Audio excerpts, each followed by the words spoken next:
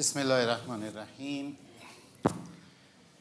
انشالله که خسته نشده باشید و حتما معتقدم خسته نشدید، چون این 2 روز بحث‌ها خیلی عالمانه، محققانه و بسیار قابل استفاده بود و همه بحث‌ها سرشار از نکات جدید، بدیع و نو بود و الحمدلله میشه گفت که یک کارگاه به تمام معنی علمی بود.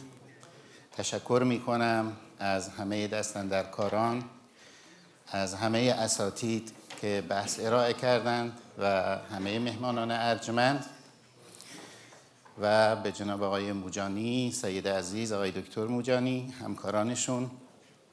بنده برای این موفقیت خوب تبریک عرض میکنم و آرزوی توفیقات بیشتر براشون دارم. در این پنل که موضوعش در واقع بحث شیعه پژوهی در اروپا و تبیین وضعیت موجود و تبیین ظرفیت‌های کنونی در اروپا هست، مهمان عزیز و ارجمند ما صحبت خواهند کرد در تایمی که تعیین شده و وقت کوتاهی برای پرسش‌ها و پاسخ‌ها. اما مهمان ارجمندمون آیت الله دکتر رمضانی،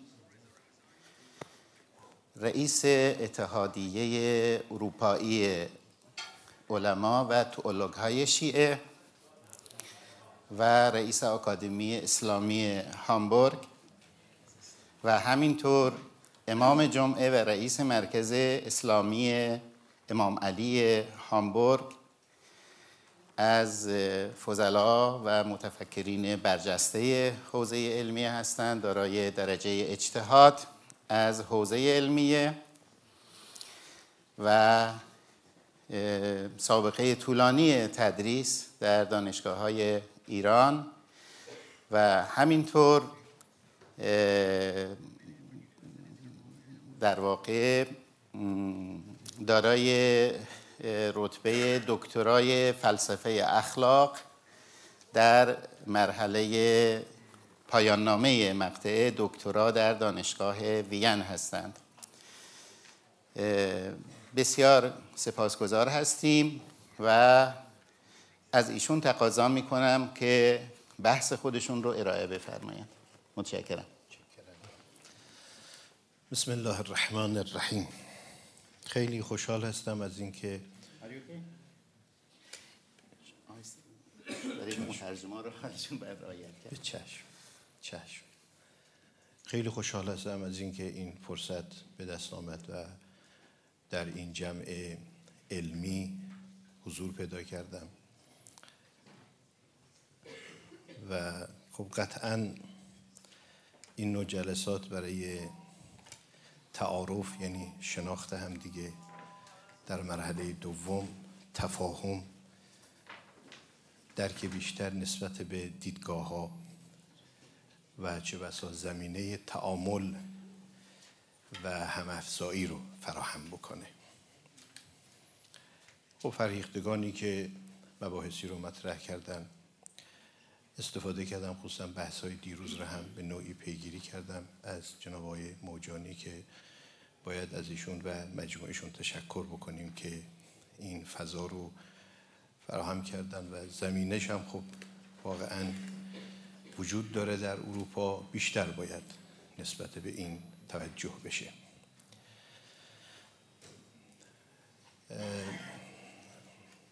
اگر دیروز من فرصت می داشتم می آمدم، شاید در اول صحبت چند جمله‌ای رو عرض می کردم، یه سری پرسش ها، دغدغه ها و برخی از مسائل رو بیشتر از نظرات شما بزرگواران استفاده می کردم. خیلی هم انتظار نباشه که امروز در واقع افاده‌ای باشه که بنده بتونم در اینجا استفاده بدم به شما برادران و خواهران. بیشتر برای استفاده بود و بحثایی رو هم که گوش دادیم استفاده کردیم، خصوصا اون چیزی که مربوط به مدرسه اصفهان بود. من فقط موضوعات بحث رو نگاه میکردم، برام خیلی مهم بود که مدرسه قم جدید قدیم مورد بحث قرار بگیره. به هر حال به نوعی نمایندگی بسیاری از مدارس رو در حوزه شیعی امروزه در قم ما میبینیم که داره فعالیت میکنه، چه در بحث‌های فقهی، حتی اونهایی که به نوعی نمایندگی نجف رو هم عهده‌دار هستن امروزه در قم مشرب نجف و حالا برخی از مکتب‌هایی رو که در حوزه‌های دیگه هست در اونجا دارن معرفی میکنن. من در این فرصت کوتاه اگر اجازه بفرمایید به دو نکته میخوام اشاره بکنم. شاید فضای بحث ما یه مقدار متفاوت باشه با اون چه روی که برادران اشاره فرمودن.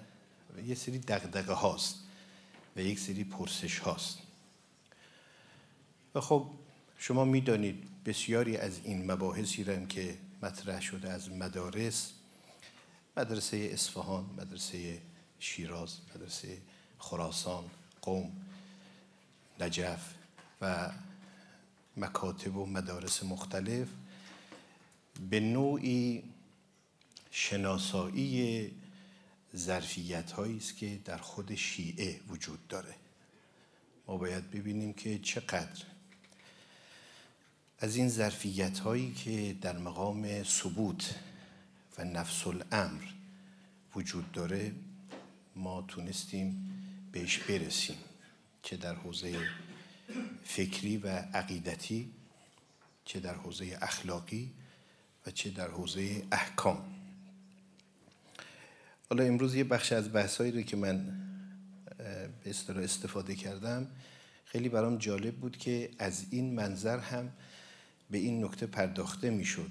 شاید فرصت هم نبود، قطعا همینطوره که چقدر در حقیقت مدرسه اصفهان تونسته به اون حوزه فکری شیعه راه پیدا بکنه و چقدر تونسته در حقیقت شناسایی بکنه یک بخش از ظرفیتی رو که در خود شیعه به لحاظ عقلانیت وجود داره. این خیلی بحث مهمی هست که بهش پرداخته بشه، چون بالاخره همه این مدارس شیعه تلاش میکنن که اون فهم عمیق خود رو از تشیع بتونن ارائه بدن. نکته اولی که به نظرم قابل توجه هست اینه که تمام این مدارسی رو که اشاره شده به نوعی در صدد هستن که بفهمن و درک بکنن، حالا چه در بخش فقه اکبر چه در بخش فقه اصغر، اون به اصطلاح شیعه واقعی که در روایات ازش تعبیر شده یا تفسیر شده چقدر بهش ما رسیدیم. ما بالاخره یک 250 سال فکر با جایگاه اسمت رو دارا هستیم بعد از رحلت پیغمبر اکرم از 10 هجری تا 260. این خیلی مهمه. شما تمام اون چی رو که در این حوزه 1000 ساله میبینید همه اینها برای این هست که در حقیقت برسن به این تفسیر صحیح و عمیق.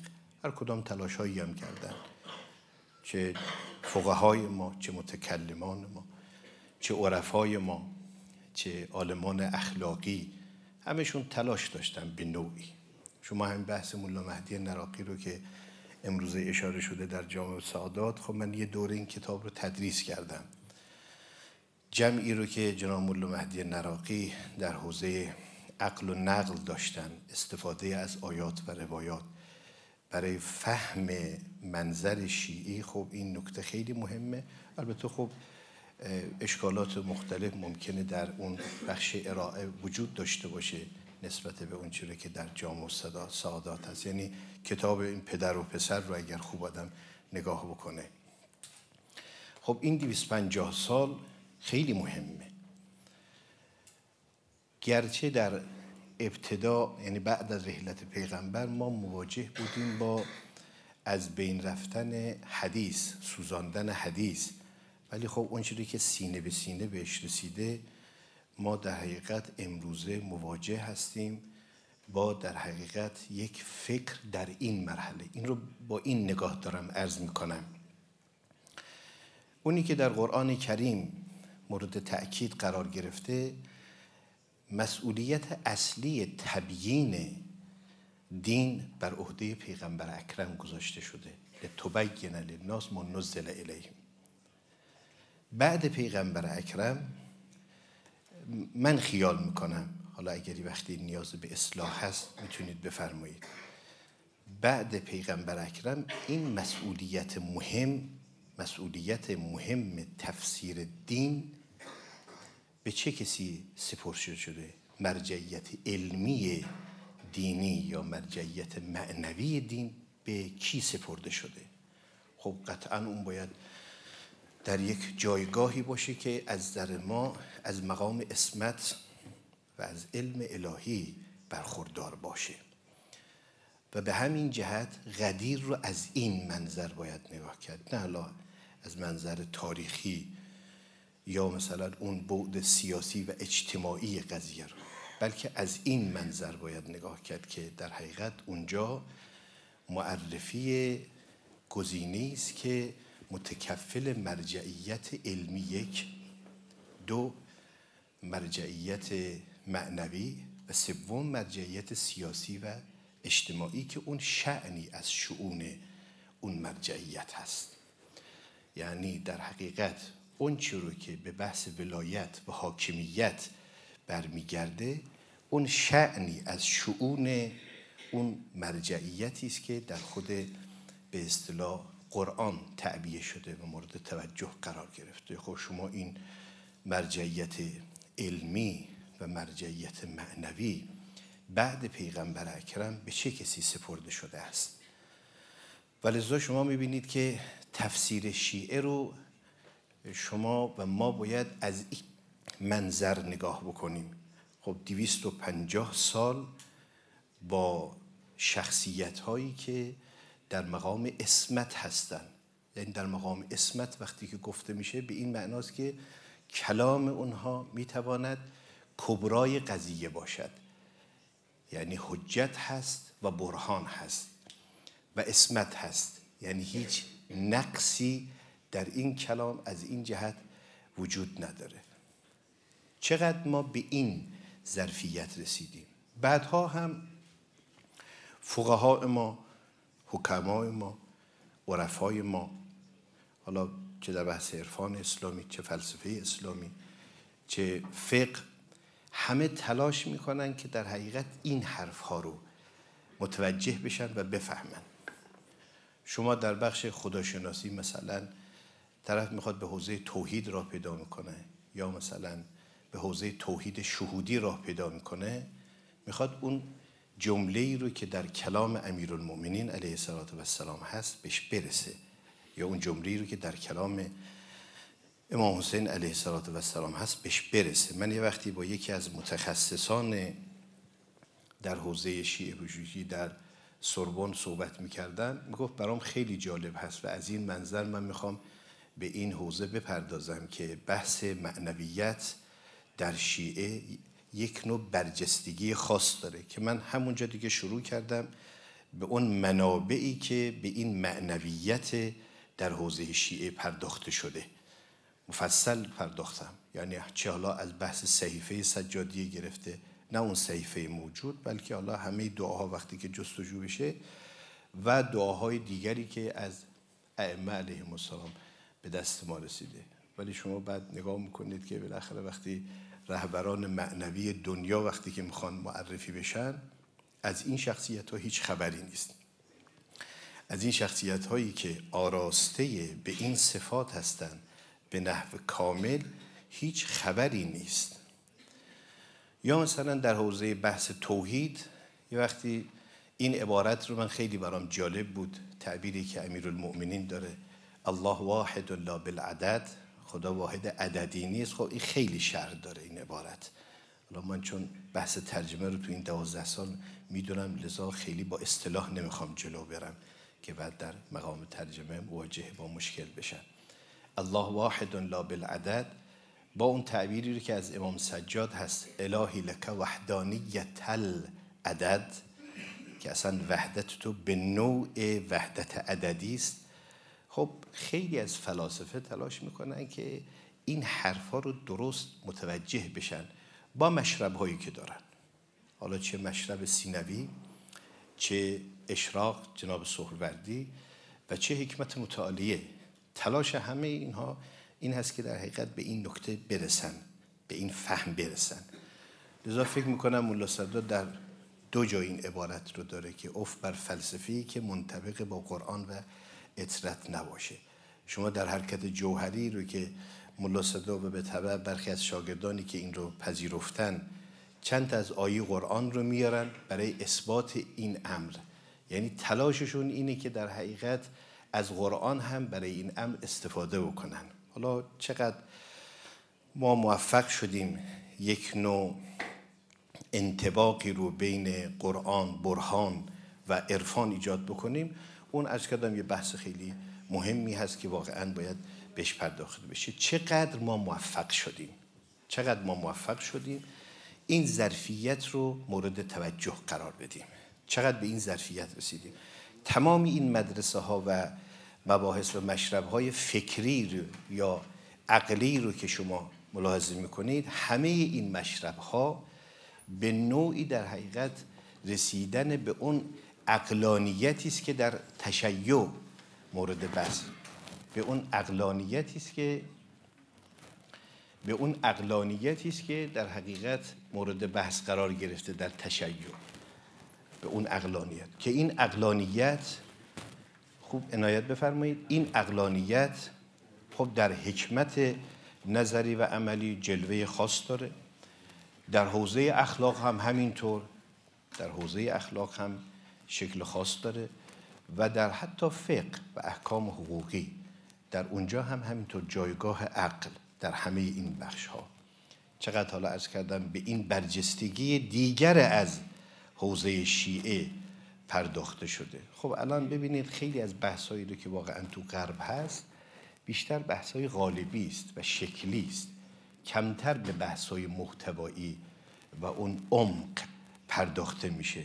گاهی وقتی که ما با اینها مشغول صحبت میشیم، اونها هم وارد این بحث ها که میشیم میبینیم که اینها کمتر وارد این بحث شدن، خیلی کمتر وارد این بحث شدن.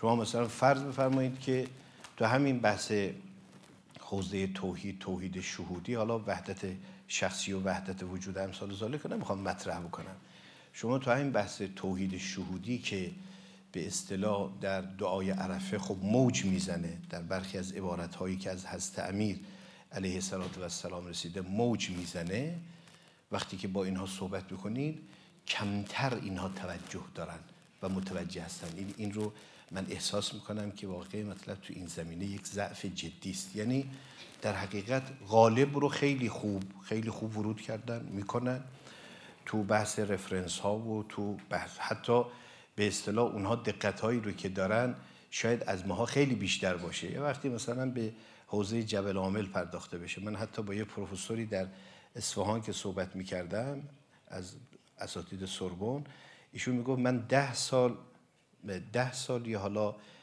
5 سال، حالا خاطرم نیست، ایشون رفته بود در لبنان و حوزه جبل عامل رو مورد مطالعه قرار دادن. بعد یه کتابی هم به اصطلاح از اون کتابش هم به من هدیه کرد، یه بخشش هم برخی از دوستان اون رو ترجمه کردن، این دوستانی که به نظرم در اینجا دعوت شده بودن برخی از اونها رو ترجمه کردن.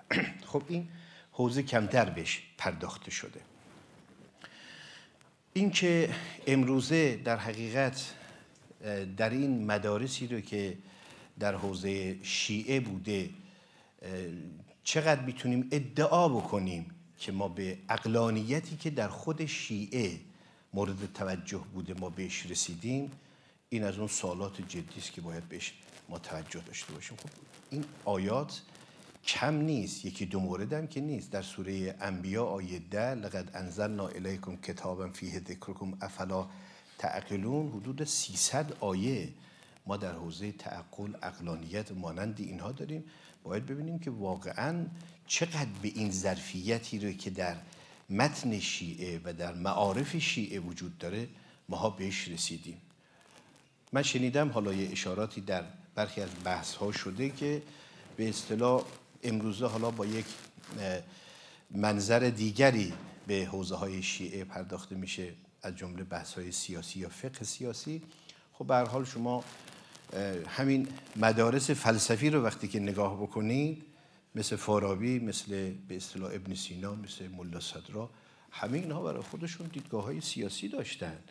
یعنی بالاخره تو اون حکمت عملی وقتی که به دیدگاه هاشون میرسید و اینها، همه اینها منظرها و مشربهایی داشتن. حالا قبلش هم از افلاطون گرفته، ارسطو گرفته اونا، و بعدش هم از جناب ابن سینا گرفته که در برخی از عباراتش هم در الهیات شفا هم اونطوری که من خاطرم هست اشاره میکند و اینها، و خیلی از شخصیت‌های دیگه هم در کتاب‌های خودشون مفصلاً به این مباحث اشاره میکنن و بهش پرداختن اینها. تلاش ما چقدر بوده؟ حالا امروزه که ما با یک سری آسیب‌هایی در غرب هم مواجه هستیم در بحث شیعه پژوهی که من فقط فهرست اونها رو اشاره خواهم کرد و اینها، من فکر میکنم که با یک نگاه‌های خاصی به این حوزه پرداخته میشه.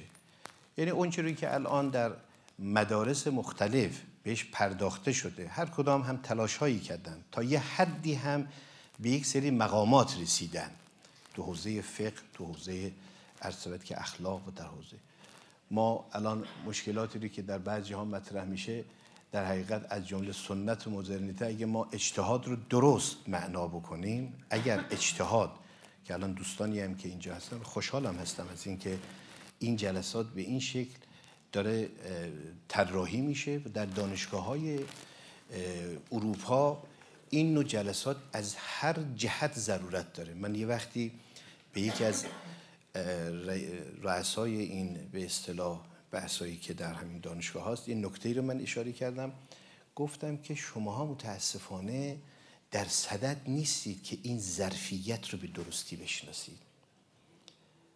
شما در صدد هستیم با یک سری مفروضات نگاه خودتون رو غالب بکنید که اون مفروضات هم یکیش مثلا نگاه حداقلی است، نگاه سکولار نسبت به دین هست. بر اساس این نگاه و الا این مدارس اصلا و ابدا با نگاه سکولار قابل پیگیری نیست، قابل تطبیق و انطباق نیست اصلا و ابدا. یعنی شما وقتی که نگاه‌های فلسفی به اصطلاح حوزه اصفهان رو بپردازید، هر مشربی رو که بگیرید، چه مشرب سینوی چه صدرایی، هر کدام از این مشارب رو شما بگیرید، اصلا و ابدا انطباق نداره با اون چیزی رو که در نگاه حد اقلی وجود داره نسبت به اصل دین. به تبع این رو نسبت به تشیع هم میخوان سرایت بدن. یعنی کاملا این به عنوان یک مفروض مسلم گرفته شده که اینها در حقیقت بخوان در اون قالبی رو که در ذهنشون هست بخوان شیعه رو تفسیر بکنن و معنا بکنن، و این درست نیست. خصوصا در حوزه‌های دانشگاهی. در حوزه‌های دانشگاهی باید در حقیقت یک نگاه بازی حاکم باشه. ما نباید نگاهمون رو تو این عرصه ها مسدود بکنیم. کل حوزه هایی رو که الان بحث شده، همه اینها باید منفتح باشه.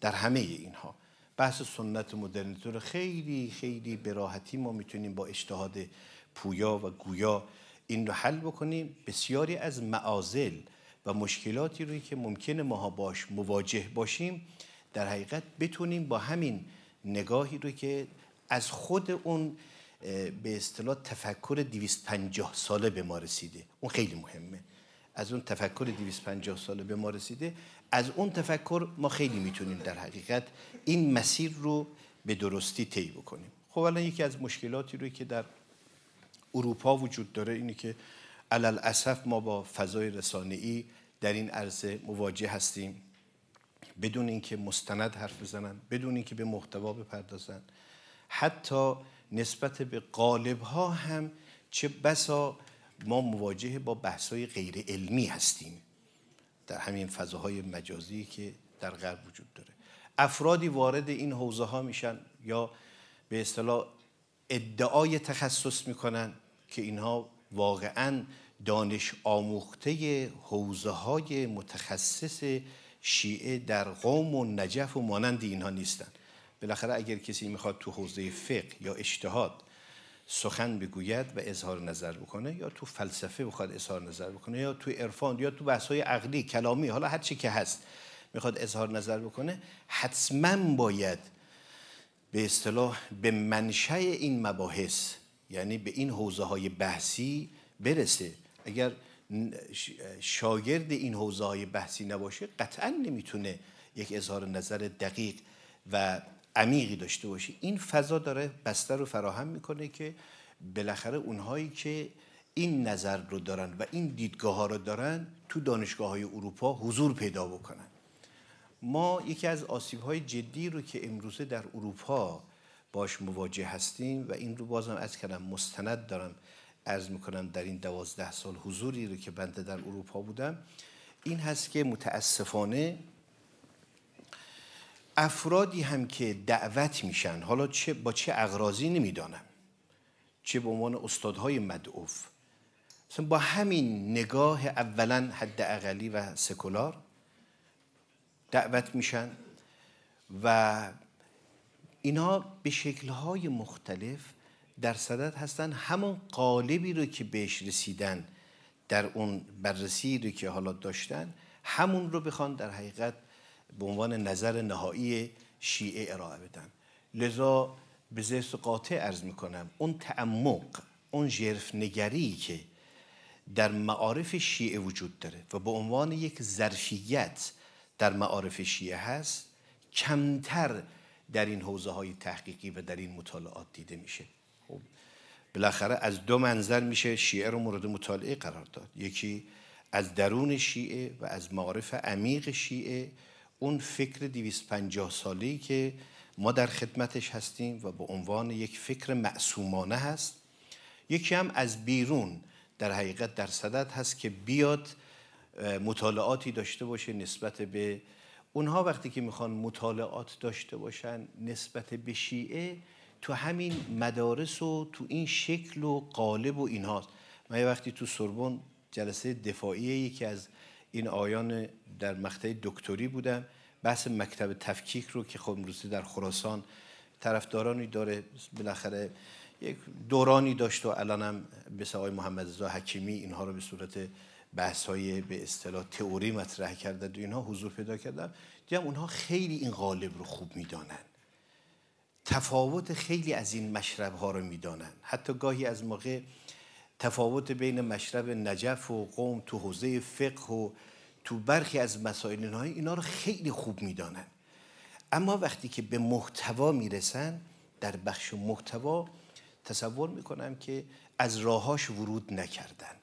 یعنی ما دو تا بحث داریم، اینا رو باید از هم تمیز بدیم. یک بحث غالب هست و یک بحث محتواست که اون بحث محتوا در ظرفیت در مقام ثبوت هست.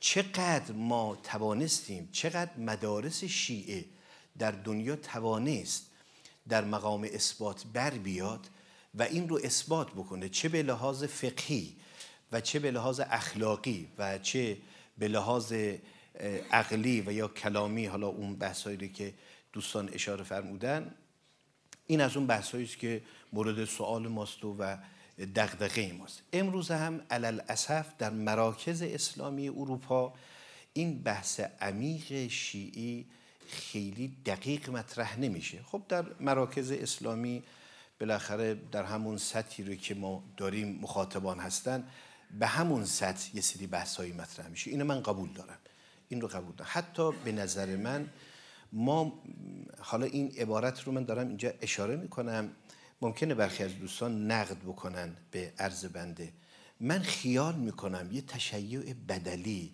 به جای تشیع اصلی در صدد طراحی و برنامه‌ریزی است. یعنی تشیعی که در یک قالب خاص میگنجه و گاهی هم متاسفانه نوعی افراط درش هست. اون جمع‌گرایی رو که ما درش میبینیم، اون اعتدالی رو که ما در خود شیعه، فقه شیعه، در اعتقادات شیعه میبینیم، در اخلاقیات شیعه میبینیم، کتابایی رو که تو این زمینه موجود هست، اون عقلانیتی رو که در به اصطلاح حوزه شیعه وجود داره. شما الان تو بحث‌های حدیثی کتاب کلینی رو خب بالاخره بحث‌های نسخه شناسی رو در سوربن مطرح میکنن ها. شما همین بحثی رو که به اصطلاح در بحث‌های حدیث شناسی کتاب کافی رو نگاه بکنید، اولین کتاب العقل و الجهل، اون حدیث معروف امام صادق که 75 لشکر جهل و عقل رو میشناسانه که امام یه وقتی همین رو به عنوان متن درسی خودشون قرار دادن. بسیاری از اونها قالب اشاره به عقل عملی است در سوالاتی رو که در اونجا مطرح کرده. چقدر از این بحث‌ها واقعا در جامعه شیعی، در رفتار شیعیان خودش رو نمود داده و نشان داده. یه تعبیر امام صادق هست، میفرماید ما دوست داریم نمایندگان ما. تموم شد؟ چشم. چشم. به سوالها هم باید پاسخ بدید. چشم حتما. عرض که تعبیری که از امام صادق هست تعبیر بسیار دقیقه که این رو همیشه من در جاهای مختلف بهش اشاره میکنم. اینا میگم که به اصطلاح ما چقدر به این حقیقتی که امام صادق رسیده میفرماید لنحب من شیعتنا من کان عاقلا فهما صبورا حلیما وفیا مداریا، چقدر به این حوزه ها رسیدیم، چقدر تونستیم این رو در به اصطلاح رفتار شیعیان مورد توجه قرار بدیم، این نگاه عمیقی رو که در این حوزه ها وجود داره.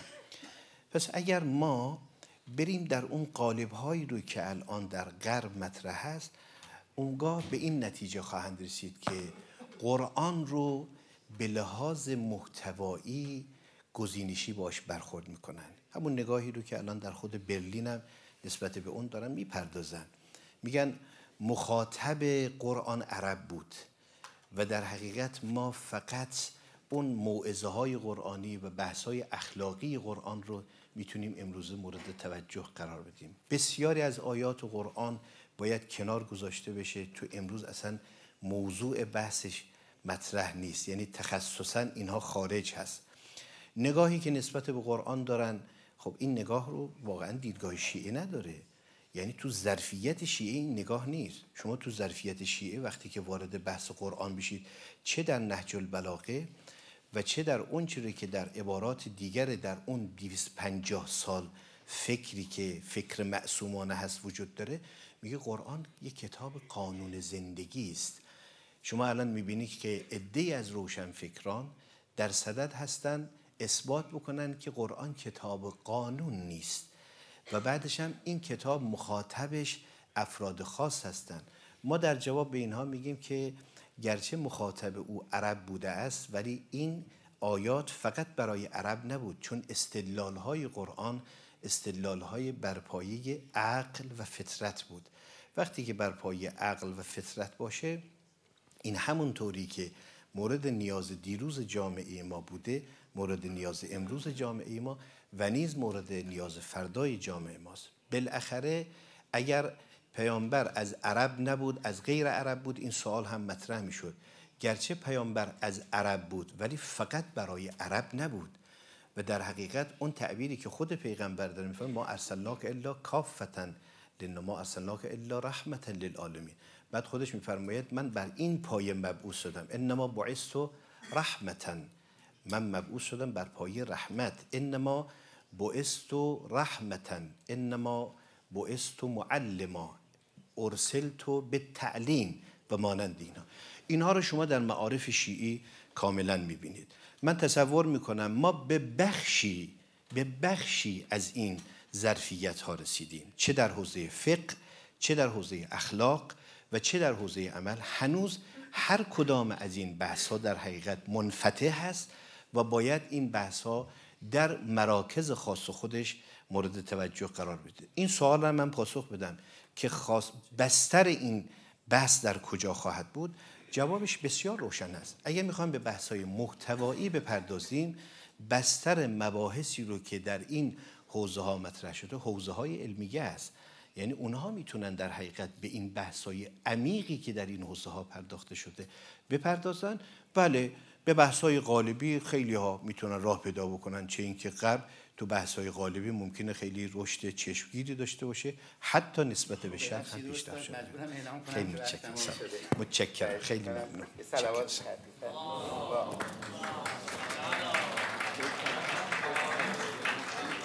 بسیار متشکریم. استفاده کردیم. وقت بسیار کم شده، شاید 5-6 دقیقه حد اکثر. خواهش میکنم هم با سرعت هم کوتاه سوالا رو مطرح کنید که جناب آقای دکتر رمضانی پاسخ بدن. و اگر سوالی هست از میکروفون استفاده کنید لطفاً.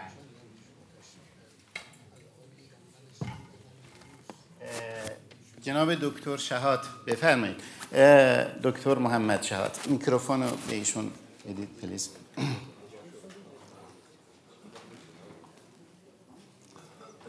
این میکروفون تفضل شه آقای دکتر. Thank you very much for Professor Ayatollah, Dr. Reza Ramezani. I deeply appreciate this lecturer, this new discourse. In fact, because why? Because we are facing as Muslims many challenges in politics, economic, society, social, and even religious also question or issues. So from this point, in fact, we know that Islam, Quran, and Sunnah of the Prophet Muhammad, peace be upon him, depend upon rationality, ijtihad. And also, I deeply appreciated this, what you said, Quran for whole mankind. Not only he is in Arabic language, but for all mankind. And Quran says, وَمَا أَرْسَلْنَاكَ إِلَّا رَحْمَةً لِلْعَالَمِينَ.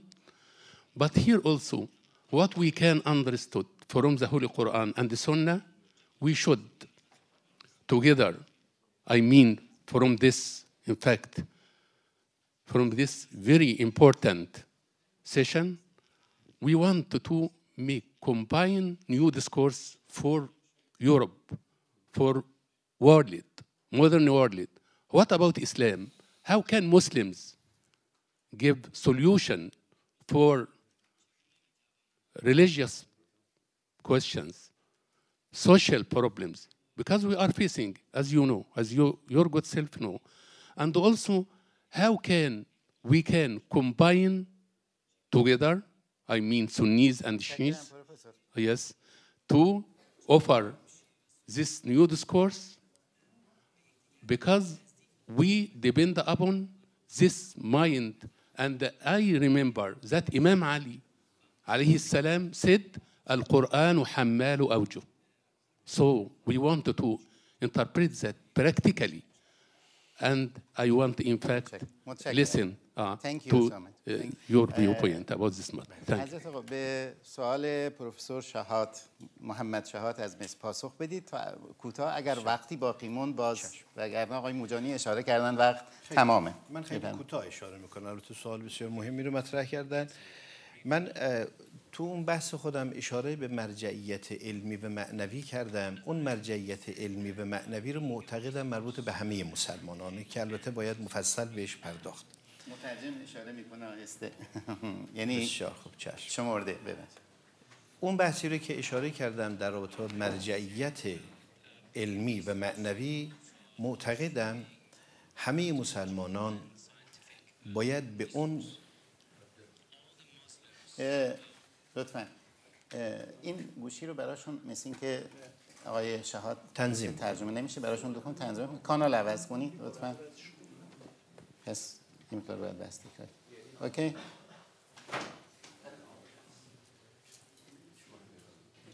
از ایشون استفاده کنید. بله. انگلیس؟ صدا میاد؟ اوکی. خیلی خوب.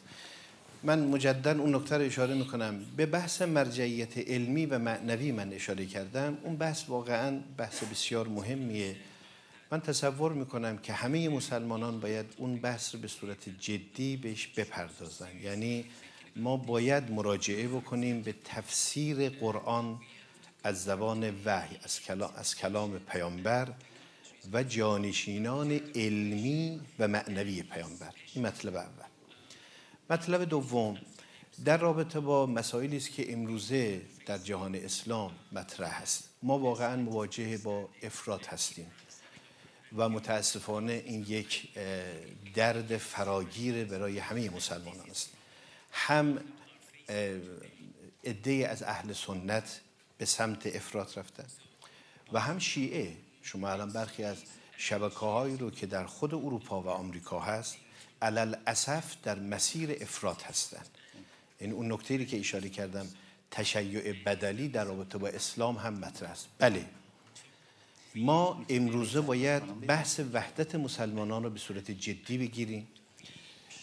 در مسیر اعتدال باید حرکت بکنیم، در مسیر عقلانیت حرکت بکنیم، با توجه به چالش‌های موجودی که امروزه دنیای بشر و دنیای اسلام باش مواجه است. ما بحث امنیت رو، عدالت رو و مباحثی که در این زمینه هست شما کاملا در منابع شیعی به صورت دقیق و عمیق مشاهده میکنید. باید به صورت جدی بهش پرداخته بشه، چون الان فرصت هم نیست، ما معذور هستیم. و الا این سوال به نظر من اقلش نیاز به یک نیم ساعت داشته فقط به فهرست مسائل اشاره بشه. از شما عذرخواهی میکنم سرکار خانم، وقت نیست و در لابی انشالله آقای آیت الله رمضانی هستن، سوالا رو میشه خصوصی تر مطرح کرد. بله آقای موجانی در اونجا. ببخشید چون ما 40 دقیقه از زمانمون هم گذروندیم، یعنی جلسه‌مون رو باید در 40 دقیقه قبل تموم میکردیم و میترسم دچار مشکل بشیم برای نماز و قضا. من فقط این نکته رو اشاره بکنم. خیلی ممنون از جناب عالی. این بحث‌هایی که دیروز و امروز من شنیدم، البته بسیاری از این موضوعات خودش نیاز به 2 روز واقعا جلسه داره که به همه بحث‌ها. الان بحث‌هایی که دوستان ما مطرح کردن البته خب خیلی خوب بود از این جهت که به صورت کلی یه مباحث کلی بهش پرداخته بشه، ولی همه اینها ریز موضوعاتی داره که در جای خودش باید بهش پرداخته بشه. مراکز علمی و آکادمی دنیا و خصوصا اروپا با توجه به مسائل مختلفی رو که در حوزه مسلمانان وجود داره باید به صورت جدی به این بحث بپردازن.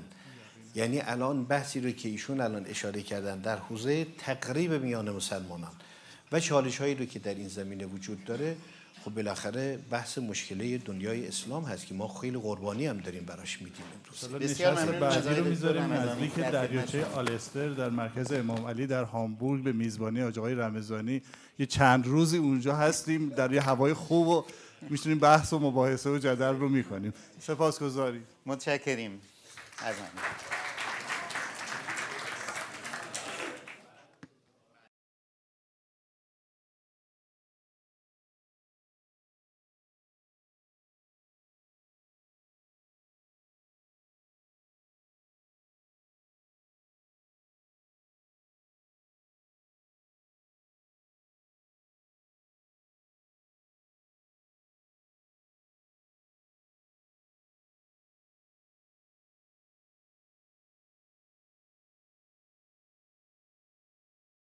به نام خدا.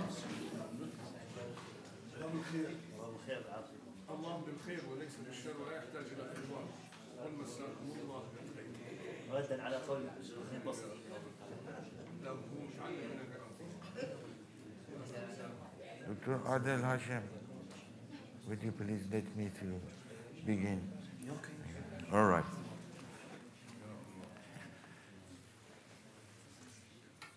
جلسه بعد از ظهر رو اولین نشست رو در ارتباط با شیعه و جهان مدرن یا جهان جدید تحت این عنوان شروع میکنیم. تغییراتی در برنامه ما به وجود آمده که ناخواسته بوده. بنابراین من از آقای دکتر شاربروت خواهش میکنم که کار خودش رو شروع بکنه. دکتر بدوی. sorry.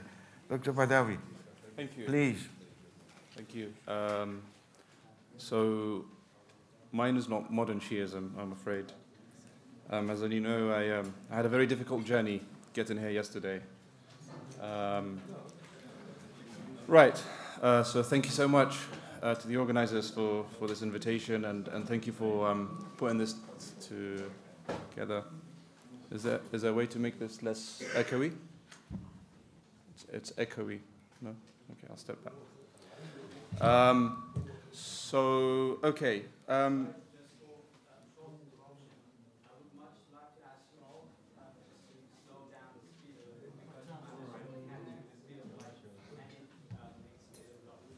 Okay. So I will start with a couple of reflections about the state of Shia studies, particularly Shia intellectual history.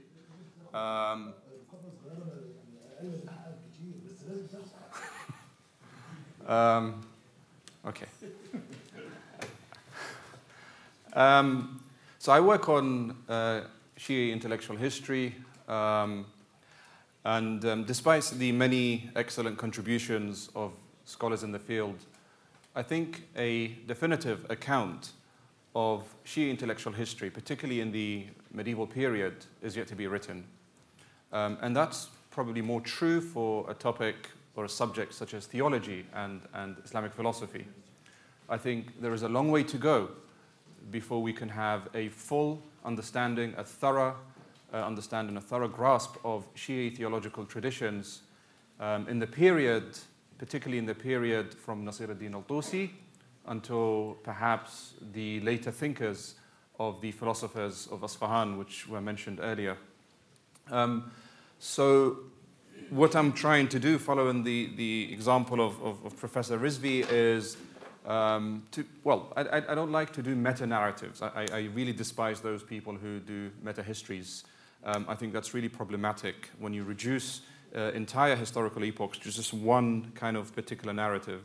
So I think the best thing to do to truly appreciate the development of Shia intellectual traditions is to zoom in and focus into particular areas, and then hope, of course, that sometime in the future, someone or people, a group of people perhaps, will put this together and create a narrative that actually makes sense, a narrative that is coherent.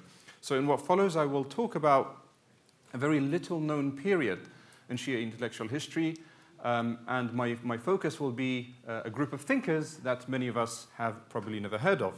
And these are the philosophers or the thinkers of Bahrain from the 1200s until the 1300s. So I have a few kind of very sporadic notes here, and I'll use them as reflection, and I'll happily take questions if you have them. So the story begins around the same time as Nasir ad-Din al-Tusi. We know that intellectual activity flourished in the region of Bahrain, where philosophy and theology were privileged over legal theory and jurisprudence. And the three leading thinkers, the three leading protagonists of this period were Kamal ad-Din ibn Sa'ada al-Bahrani, who died in 1241-1242, Jamal ad-Din Ali ibn Sulaiman al-Bahrani, who died in 1271, and Kamal ad-Din Maytham al-Bahrani, who died in the 1300s. He's famously known as Maytham al-Bahrani to many people. So thanks to these three thinkers in particular, Twelver Shi'ism or Imami Shi'ism became heavily impregnated with rationalism and theoretical mysticism, where the figure of the Imam in his historical and archetypal conception was closely identified with philosophical mysticism. Though the philosophers of Bahrain expressed great interest in the metaphysical doctrines of Avicenna, it is their writings on philosophical mysticism which are of relevance to the present paper. Arguably, it was the philosophers of Bahrain who were the first Shi'i thinkers to interpret the Sufi concept of wilaya in light of Shi'i imamology. After many centuries of hostility towards Sufism in the Shi'i world, it was the philosophers of Bahrain who made the first attempt, arguably, to reconcile theoretical Sufism with philosophical Shi'ism. I thought I was going slow. Okay. So it was the philosophers of Bahrain who were the first, in my view, to make an attempt to reconcile theoretical Sufism with philosophical Shi'ism. So Maytham al-Bahrani is known to have said that Sufis derive their knowledge from Imam Ali. This type of knowledge, Maytham argued, is better understood by the generic and theologically neutral term Irfan, since tasawwuf was often equated with Sunnism. Now, careful steps were taken by the philosophers of Bahrain to distance Shi'i mystical philosophy from the excesses of Ibn Arabi, including the latter's belief, for example, in the incarnation and the faith of the Quranic figure of Pharaoh, who, according to Ibn Arabi, died a believer. Mystical inquiry had to be grounded, according to the philosophers of Bahrain, if, as a Shi'i, according to, this is, I've barely gone past the first paragraph. Okay, it's ineffable. So, according to the philosophers of Bahrain, if a Shi'i was to do things mystical or engage in mystical reflections, then such has to be grounded in reason and, more importantly, the dictums, the teachings of the 12 Imams, especially those philosophical sayings of Ali. It is this attachment to the historical and archetypal Imam on the part of the philosophers of Bahrain that paved the ground for a Shi'i-centric theory of nubuwwah and wilayah, prophethood and sainthood, respectively. So according to them, to grasp the meaning, the true meaning of these two twin pillars of Shi'ism, one must turn to the mystical paradigm of wahdat al-wujud, that is broadly translated the transcendental unity of existence. Right. Now, to appreciate how Shi'i philosophy and Shi'i theology came to flourish in Bahrain, of course, the usual historiographical account would have us believe that this was something that was initiated by the Safavids, who gave lots of patronage to thinkers in this period. But when you read some of the histories, some of the medieval records of people like Ibn Mujawar, he's a historian who writes in the 13th century about the 13th century. He seems to tell us something very interesting, which is rarely reported or accounted for in the historiographical sources. So he says, in his time, Bahrain had 360 villages. All of them, except one, were dominated by imamis, by Shi'is. And this is further attested in the late 14th century account by Ibn Battuta, who says the people of Bahrain were Rafidiyya, most of them, because they would often proclaim the statement, Aliyun khayrul bashar, faman aba faqad kafar. Ali is the best people. If you doubt this, then goodbye. Right. Now, it was around the 13th century that this idea of the philosophers of Bahrain, or as some people have called it, the school of Bahrain. I really don't feel comfortable with this term because, as Professor Rizvi has already noted, the idea of a school requires some serious qualification before we kind of adopt this term. But nevertheless, around the turn of the 13th century, we begin to see some activity, and it's well demarcated when thinkers in Bahrain, particularly the three people I've mentioned, made a turn towards the rational sciences, right? And of course, in later centuries, in the 17th century, Bahrain, or the thinkers in Bahrain, made a turn towards the traditionalism. So we'll start with Ibn Sa'ad al-Bahrani. He was popularly known as Abu al-Sa'adat. Today in Bahrain, he's buried in the island of Sitra, where people visit his shrine. They believe blessings are received. Interestingly, we know he received an ijazah from the scholars of Hilla, and this is the first of many connections between the philosophers or the thinkers of Bahrain and the school of Hilla. He received an ijazah from a certain Yahya bin Muhammad. And we are told, if the sources are to be believed, that he was a classmate of Al-Muhaqqiq al-Hilli, possibly someone who may have even instructed Al-Muhaqqiq al-Hilli in some of the sciences. Now, most of his works are lost. There is only one work of his which is extant, and that is Risalat al-Ilm, or Mas'alat al-Ilm. And in this letter, or in it, we see the first attempt amongst a Shia community, or the first attempt to articulate or perhaps even formulate a Shi'i-centric theory of knowledge, a Shi'i epistemology. And what he does, he presents a series of questions, and then he begins to address these questions in an attempt to offer a Shi'i-centric response to certain epistemological concerns. Now, he didn't complete all of these questions. He died before he could complete them. And what happened, one of the reasons why this Risalat al-Ilm has survived, was because a student of his, Ali bin Sulaiman, sent this treatise to Nasiruddin al-Tusi, who actually completed it and then sent it back. And then the student of al-Bahrani wrote a commentary, and that's how it has survived. It has recently been edited and printed in Tehran by Sheikh Ali Abdullah Noorani. Right? So after al-Bahrani, we have Ali bin Sulaiman. Again, very little is known about him in the biographical and bibliographical literature. But we know that he died in 1273. Wolfert Madlong has written about him very briefly, and he describes him, interestingly, as an Imami scholar, and perhaps the first Imami to dabble or entertain philosophical mysticism. His writings have survived, Ali bin Sulaiman, and I'll go through them very briefly and give you an overview. So he has a book called Isharat al-Wasilin, which is an Avicennan text. This is arguably the first Shi'i text that deals with Avicennan metaphysics since Nasiruddin al-Tusi. The topics range, or they cover the usual areas such as existence, prophethood, but it's his section on wilaya which is really fascinating, because there he presents himself, he presents wilaya as a very exclusivist, elitist type of spirituality that only the khawas, the very few, can engage with. And he warns people that if you're not from the khawas, God will judge you on the Day of Judgment if you try and make sense of this risala without having to go a certain training.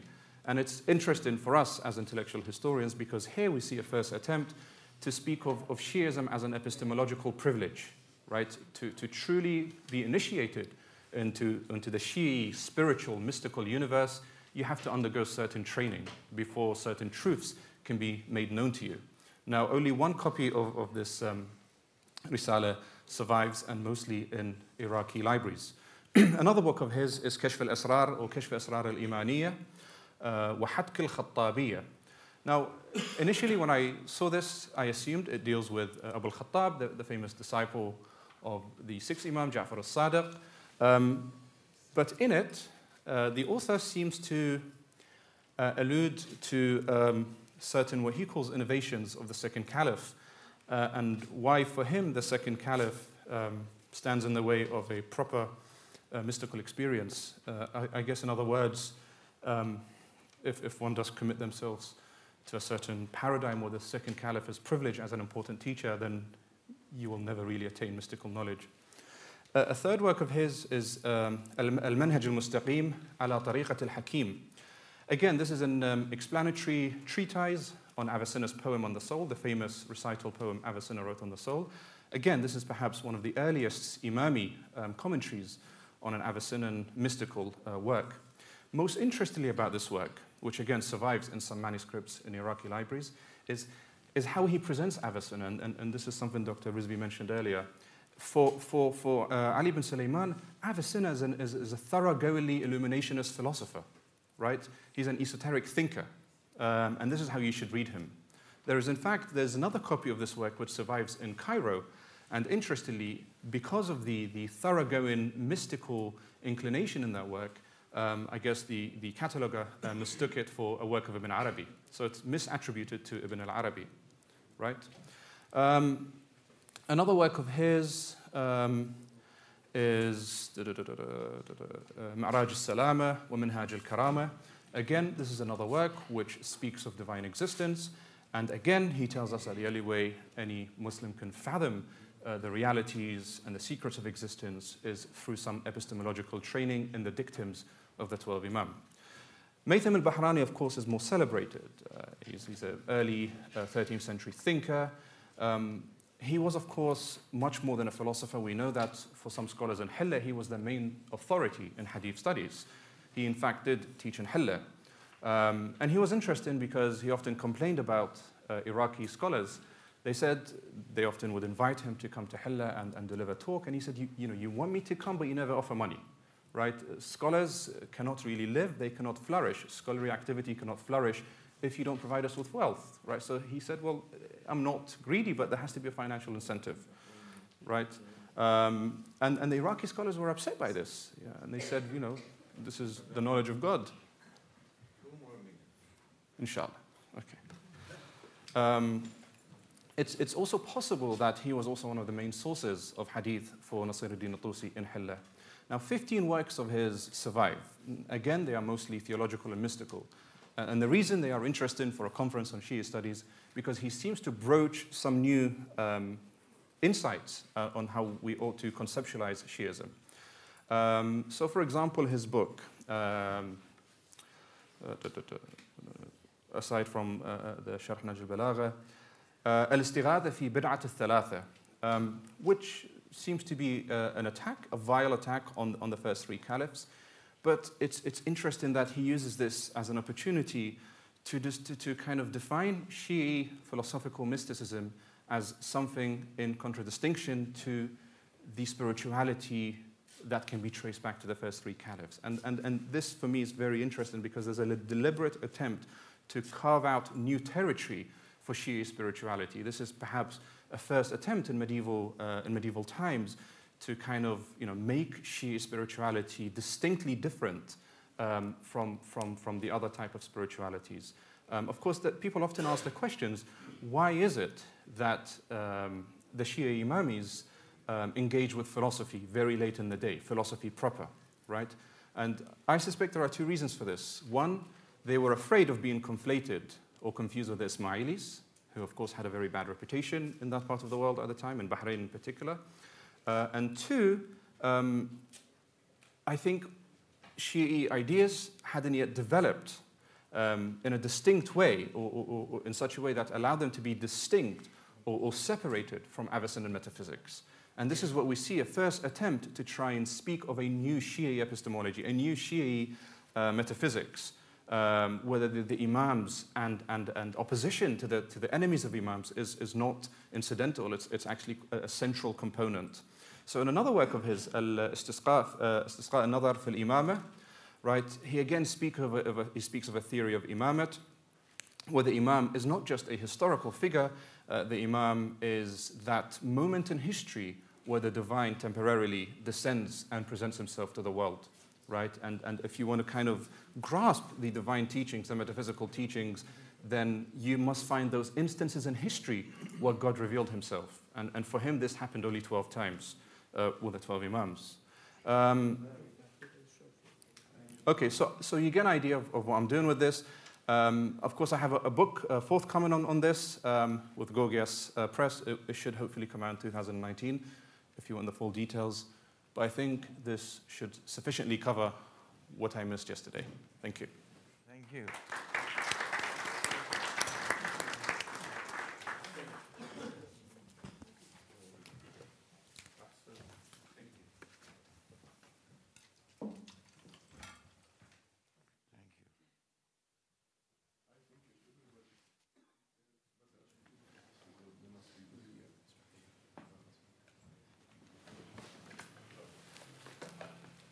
I usually have a terrible pace when speaking.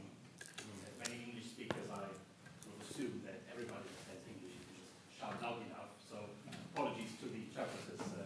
I give them a hard time. I try my best to speak as slowly and clearly as possible. While I was in this state, the sun of spiritual realities dawned, by which the most subtle particularities became clear to us. With the arrival of the perfect sage and the established truth, our teacher, Sayyid Jamaluddin Al-Afghani, the fruits of knowledge did not cease. With these words, the Egyptian Muslim reformer Muhammad Abduh prefaces his first major work, the Risalat al-Waridat.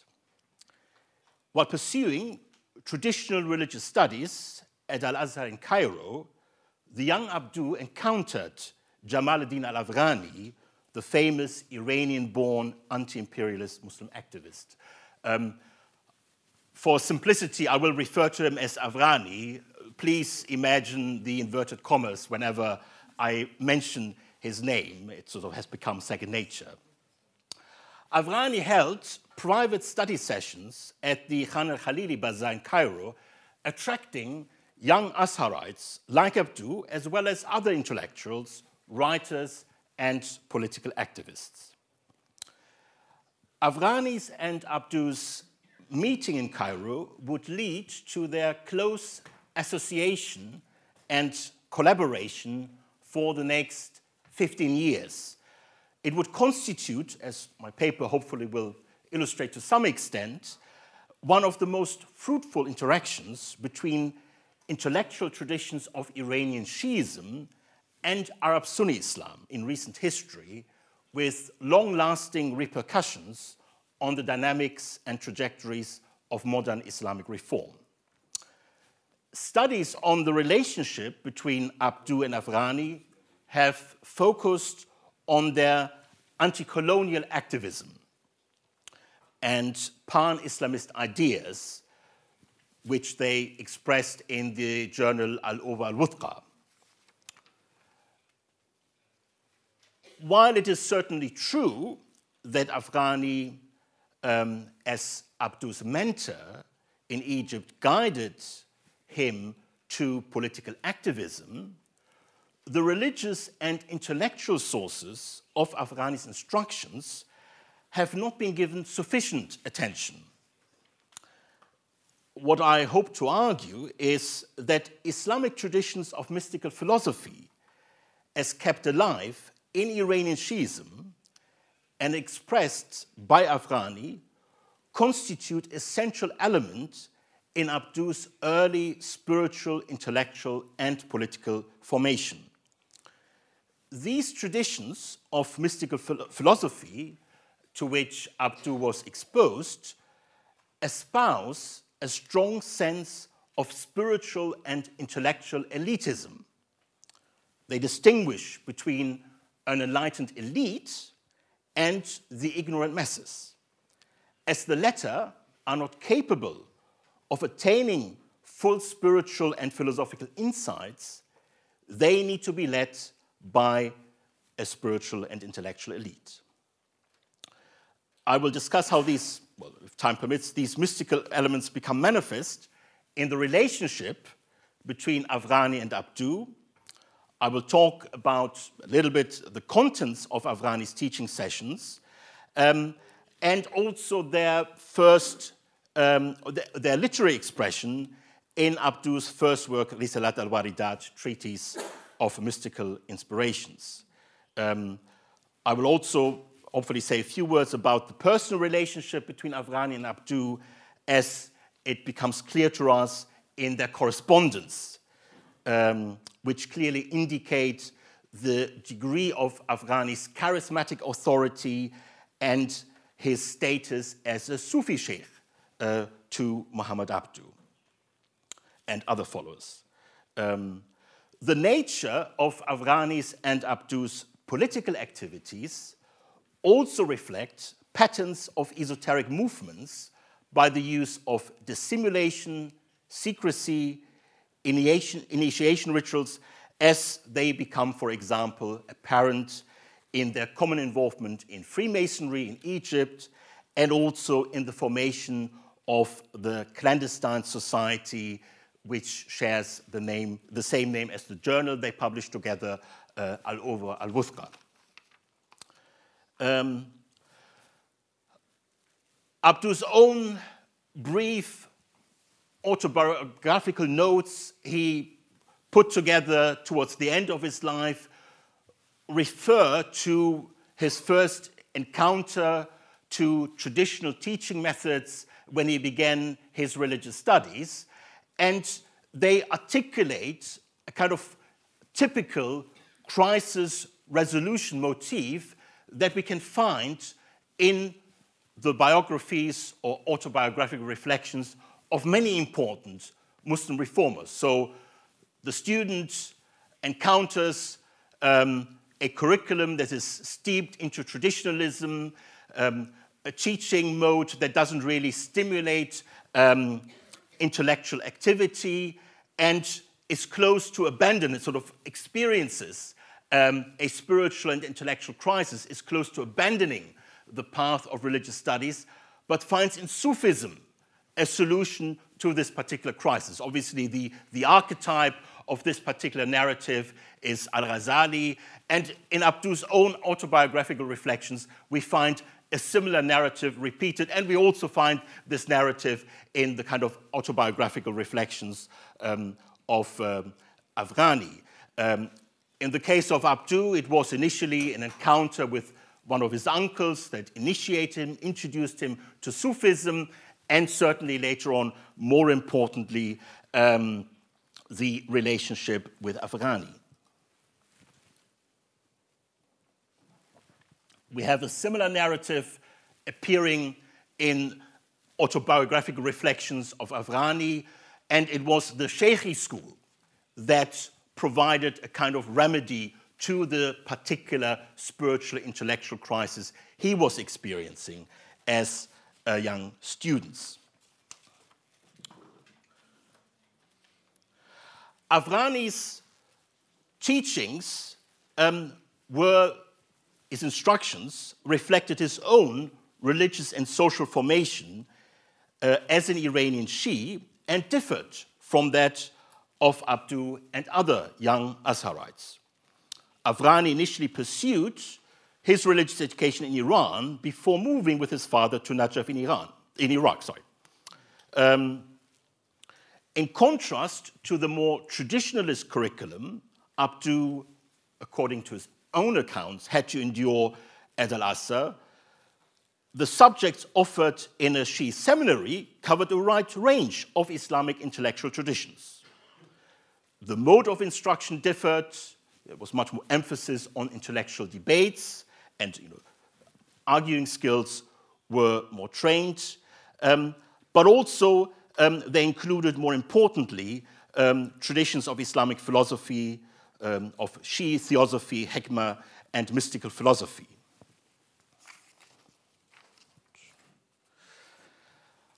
Abdu's disciple and biographer, Muhammad Rashid Reza, accredits the dissemination of classical Islamic philosophy, whose traditions have been kept alive in Iran, but have been marginalized in the Arab world, to Afghani.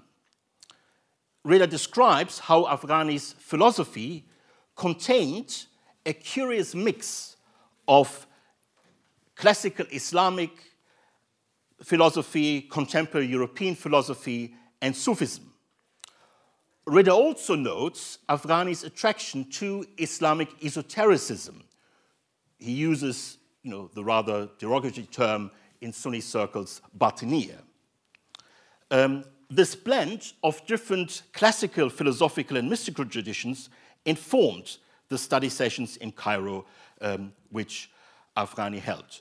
Among the philosophical works that were studied were Ibn Sina's Kitab al-Isharat wal-Tanbihat and his Al-Hidayah. There was an introduction to Ishraqi philosophy, the Kitab al-Ishraq by Sohrawadi. There was inclusion of Maturidi theology, the commentary by Sa'aduddin Taftazani, Shahr al-Aqaid an-Nasafiyya was included. Afghani taught logic using the Shahr al-Shamsiyya by Qutbuddin Razi. Works by Nasruddin Tusi were also included. And as Abdu would later teach, the Muqaddimah by Ibn Khaldun and classical adab literature such as Ibn Miskawai's Tahdhib al-Akhlaq, it might also have been part of Afghani's instructions. These works share several particular characteristics. They feature quite prominently in the curricula of Shia houses and are part of the traditional theological and philosophical training in the wider Persianate world, and obviously reflect Afghani's own early education in this context.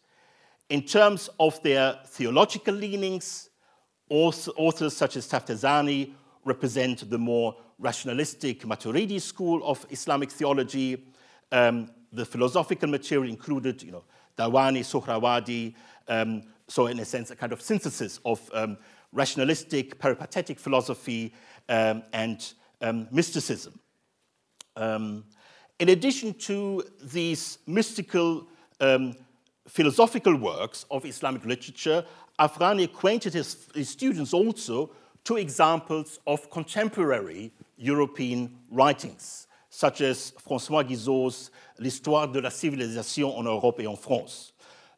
This book provides a kind of evolutionary, progressive history of European societies. And there's a sort of link made in these study sessions between sort of evolutionary historical models, the sort of 19th century European thinkers developed, and evolutionary elements that we find in the writings of Shi'i theosophy as well. The literary manifestations of Afghani's instruction in mystical philosophy is Abdu's first work, Risalat al-Waridat, as I mentioned. Apparently, he also wrote a book on Wahdat al-Wujud, which got lost. This treatise is a kind of Hekmatu Irfan 101 course book. Sort of, it provides a very basic summaries of topics that preoccupied Muslim theologians, philosophers, and mystics. It deals with the philosophical proofs of God's existence and his nature, presents a Sufi cosmology, and also develops a rationalistic understanding of prophecy.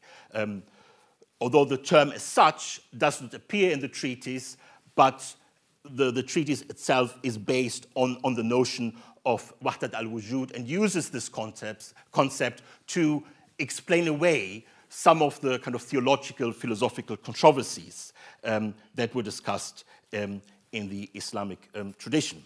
I'm very conscious that I'm running out of time. Right. To conclude, I mean, there's obviously a lot to say about the treatise as such. There's a lot to say about the relationship. As I said, there's clearly kind of a peer-Muridi relationship that we can discern, the way that Abdu addresses Afghani as his spiritual master, giving him a quasi-prophetic status, again, using the kind of hyperbolic language, which is quite common in a Sufi context. Now, what was Abdu's attitude? How much time do I have, or have I run out of time? 3 minutes. 3 minutes, yeah, that's plenty. What was Abdu's attitude towards Afghani's mystical and philosophical instructions, his esoteric and secretive approach to political activism, and his Sufi-style charismatic claims later in his life? We know that Abdu and Afghani parted ways. Abdu undertook a significant kind of political U-turn, turned from an anti-imperialist activist to somebody who actually supported or at least tolerated European colonialism to some extent.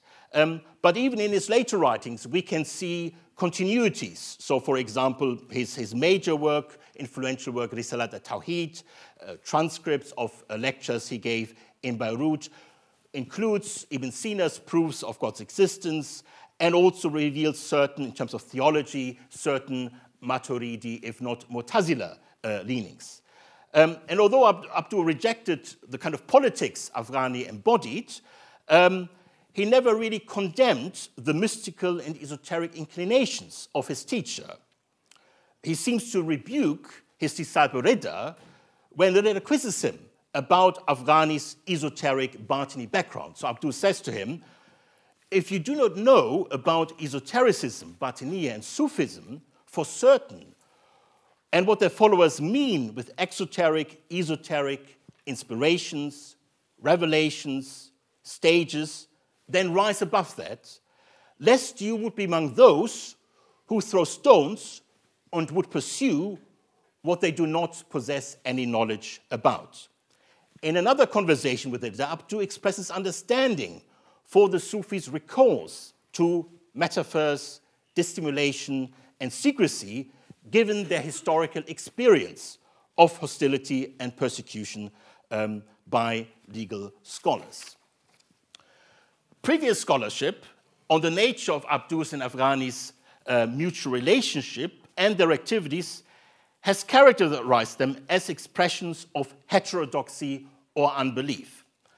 However, categories of orthodoxy and heterodoxy were established by their followers with the aim to portray them as orthodox Sunni reformers standing in the tradition of renewal, tajdeed, and reform Islah.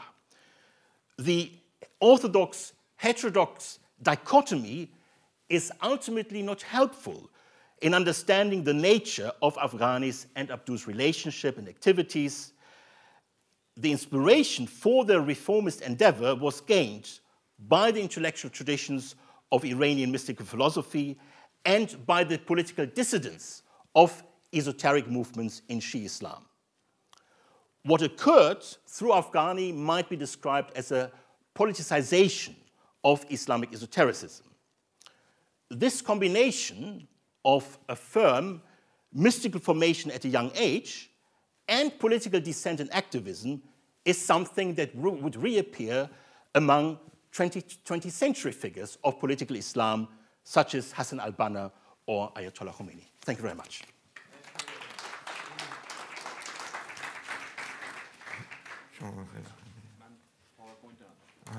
پس باید جامون عوض کنیم به این ترتیب. و جامون عوض کنیم که این تصویر میخواد بیاد.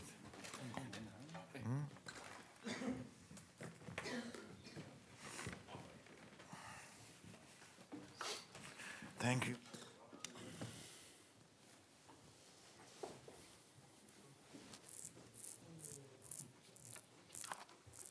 برای شما بهتر روبرو نگاه بکنید. Salam. Good afternoon. It is indeed a true honor to be part of such a prestigious gathering. And for that, I have to thankful for Sayyid Ali Mojani, who is apparently not here now. For the sake of interpreters, I stayed up last night and summarized my talk to the slide. So if you just kindly translate the slide, I can keep the pace to the time frame of 15 minutes. Is that okay? My talk today, The Turbulent Relationship, is an extract of a quite lengthy paper of mine talking about the role of clerical elite in Persian constitutional revolution, and it's titled Disparate or Deceived, or as they said, I mean, gul khorde ya do daste. And here I basically discuss how the misperception of Shia clerical elite or Shia ulama vis-a-vis the constitutionalism in early 20th century not only failed them to achieve their preset goals at the time, but made them to stay out of the politics. بهشون گفتم که همونو ترجمه میکنن، یعنی اسلایدها رو ترجمه میکنن که من 15 دقیقه ما از دست ندم. ببخشید. To stay out of the politics for the decades to come. The turbulent relationship between a group of ulama in Najaf and Tehran at the midst of the revolution was a textbook case of failed transnational Shia politics at the very early stages of its formation. Like my other works in studying modern Shia politics, here I also try to explore a historic incident and come up with a possible practical outcome for the contemporary era. And I have to acknowledge at the beginning of my talk that I am an expert in international relations, and my research interest lies in studying the elite politics in the contemporary Middle East. So I don't have any expertise, neither perhaps interest in Shia political jurisprudence. I just studied the outcome of a face value of an incident in the history. So shall we start then? Addressing clerics in Qom, just months after the victory of the Islamic Revolution, Imam Khomeini noted, we should take lessons from history. Those who did not want Iran to flourish and wanted dictatorship to continue to introduce differences among individuals, groups, and parties. Some sided with dictatorship, and others favored constitutional movement. These differences forestalled the constitutional movement, which failed to be realized as desired by the ulama. But what was he talking about? What went wrong to the dismay of the ulama? Or in a sense, what really happened? Decades earlier than the revolution, with the introduction of modern technological mediums such as telegram lines, and of course with the resurgence of Usuli schools, for the first time during the occultation era, the Marja'iyya institution, as we know it today, was centralized around the personality of Sahib Jawahir in the late 19th century. With the rise of the unique figure, Sheikh Murtaza Ansari, Shia Marja'iyya and the characteristics of its institution was consolidated and further developed. Yet, for the first time, it was during the Mirza Shirazi's era, who led the tobacco revolt in Persia from Iraq and Samarra against the British imperialism, that the Shia transnational politics was put into the test and succeeded in achieving its goals. Therefore, the privileged role of ulama during the tobacco revolt in mobilizing the masses made the so-called intelligentsia to reach out to them in order to materialize their overdue dream of constitutionalism in Persia. When there was not a slightest demand among the religious elite, not to mention the lay Muslims, towards such a dream, in a series of letters to his fellow Malkam Khan, the reformist figure Mirza Agha Khan Kermani suggests that in order to mobilize the illiterate Persians towards such a vanguard mission, the only way is to somehow reach out to the ulama.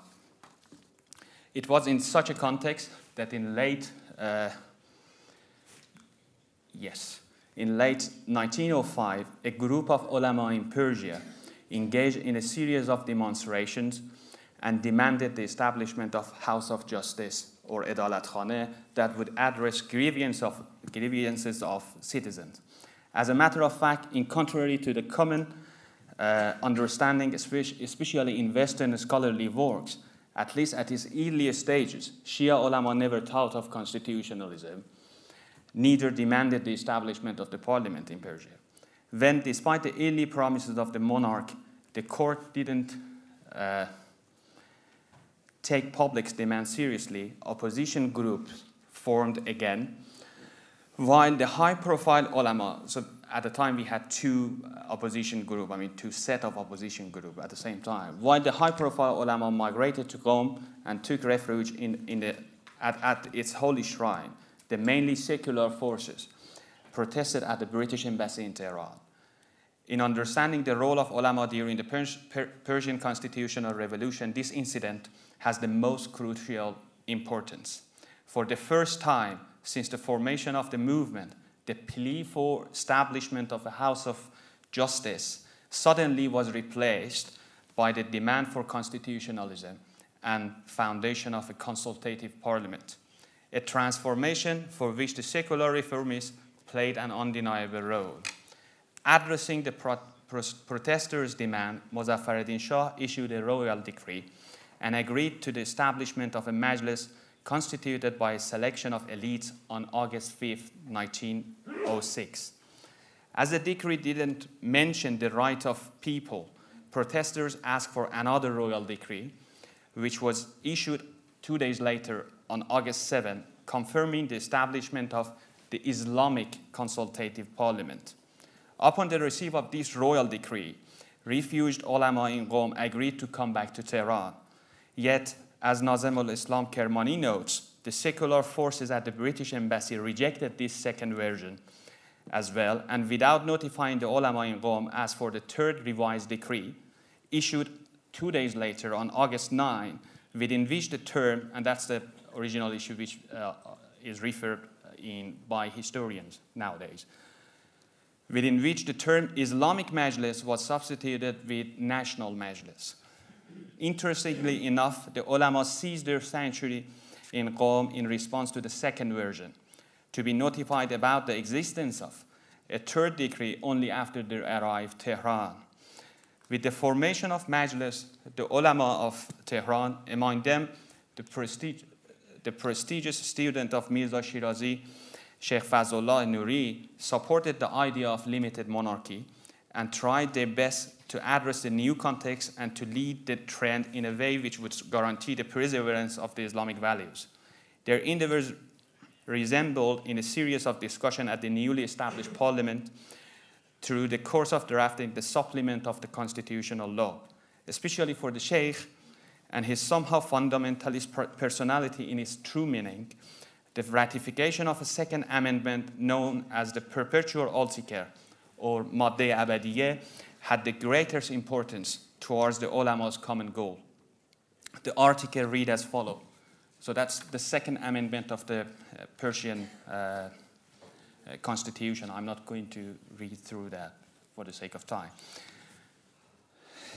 Soon, however, became clear to the Sheikh and his followers that there is no win in this game for the ulama, at least in a foreseeable future.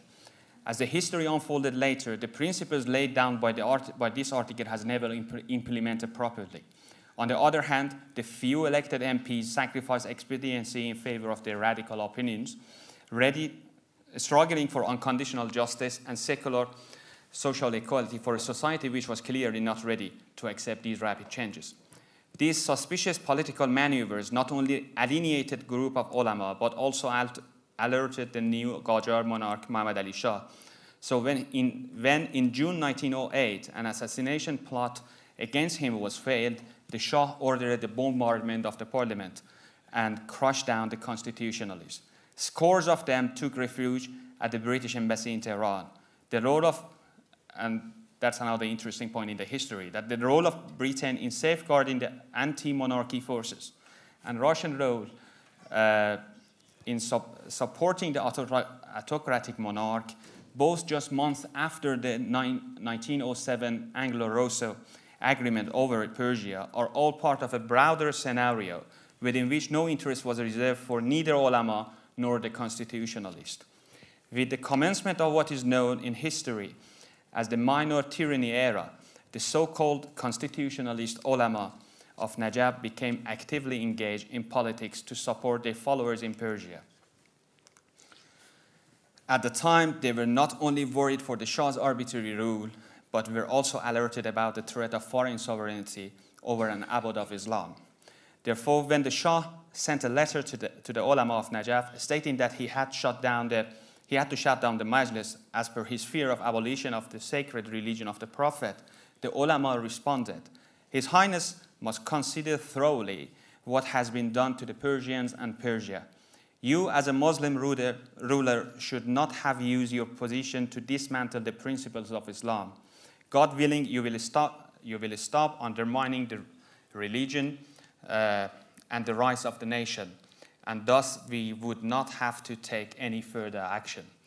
The respectful yet cautionary tone of the telegraph clearly indicates that as early as July 1908, even the constitutionalist ulama of Najaf were hoping to ease the upheavals by peaceful means. Yet the course of upcoming incidents and some suspicious maneuvers forced them to abandon this attitude. It seemed that the political divergence of ulama in Najaf and Tehran reached its peak later in 1908. While those residing in Najaf, frustrated by the despotic actions of the Shah, issued a fatwa indicating that the struggle to restore the constitution was equal to taking part in jihad alongside of the Imam of the age, Sheikh Fazlullah in Tehran, resented from the radical activities of some secular MPs, issued a contradictory fatwa at the very same time, stating that the constitution is incompatible with Islam. To the favor of rival camp, including Russia, Britain, and cores of the secular constitutionalists, the ulama were as divergent as ever at the time. Except Sayyid Kazembeyki, other high-profile Maraja of Najaf were full-fledged supporting the anti-Shah demonstration. The Najaf and Tehran seminaries were at the two poles of a turbulent spectrum since the establishment of Qajar rule.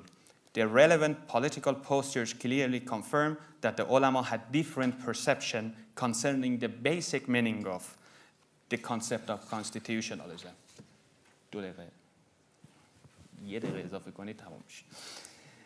All through the constitutional movement in Persia, we are dealing with three distinctive perceptions. The only thing these three share in common is their names. All three are principally in contrast with each other, and this misperception over the concept is among the most influential reasons which unfulfilled not only the ulama's goal, but even that of a great number of secular constitutionalists when the dust of the revolution settled. The real constitutional activists, the constitutionalism on the ground, secular reformists, those inspired by Western constitutional revolutions were promoting secular values. For Sheikh, who was witnessing the events in Tehran, such constitutionalism could ultimately endanger the very foundation of Islamic values embedded throughout the Persian society at the time. And finally, for the so-called constitutionalist ulama, who were observing the turmoil from the vantage point of Najaf, and at least in a couple of cases were subject to fabricated news from Tehran, any attempt in limiting the unjust rule of Shah was in line with the Islamic Sharia. Therefore, while Mashruta was forbidden based on the ijtihad of Sheikh, it was licit as per ijtihad of Akhund and his companions in Najaf. They were simply talking about two different things. Shia ulama played an undeniable role in mobilizing the public during the constitutional revolution. They were all actively engaged in the politics, while the rapid socio-political changes led a group of them to perceive the turmoil with skepticism. Another group, mainly residing in Najaf, gave the incident the benefit of doubt and supported the constitutional changes in Iran. They failed, however, to repeat their successful transnational consistency, which they had exploited during the Tobacco Revolt a decade earlier. At this crucial moment in history of Persia, ulama's political activism was like playing on a football pitch without knowing where the goal post was set. This crucial weakness eventually showed itself to be their Achilles heel. The constitutional revolution in Persia was from one perspective a failed attempt towards mobilization of social movement, an abducted idea which eventually resulted in the emergence of an arbitrary rule of Reza Shah. At the end, even the secular intelligentsia were in the state of despair. For Shia clerical authority, the result was even more devastating. The renowned Shia mujtahid of Tehran, Sheikh Fazlullah Nouri, was executed in 1909. Sayyid Abdullah Behbahani was assassinated in 1910. And Akhund Khorasani, the pro-constitutionalist Marja of Najaf, reportedly was poisoned in 1911. The post-revolution age became for ulama a challenging era as their popular constituency dropped dramatically. Thus, for decades to come, they had no other way but to seize their wheel for political activism. The precarious, seemingly quietist posture of figures like Grand Ayatollah Burjerdi and Hakim in 50s and 60s were stemmed from their personal experience during the constitutional revolution. In late 1970s, almost 6 decades after the revolution, at the midst of another revolution in Iran, ulama of the time proved that they have learned vital lessons from bitter experiences in the past. Thus, during a course of 1 year from early 1978 to the establishment of the Islamic Republic of Iran, when the popular movement under the leadership of Imam Khomeini gained currency, the high-profile Shia figures residing outside Iran supported him, or at least didn't contradict his actions and movement. In his unexpected meeting with then Queen of Iran, Grand Ayatollah Khoi focuses on advising the Shah's regime and talks about the missed opportunities rather than undermining the public demonstration.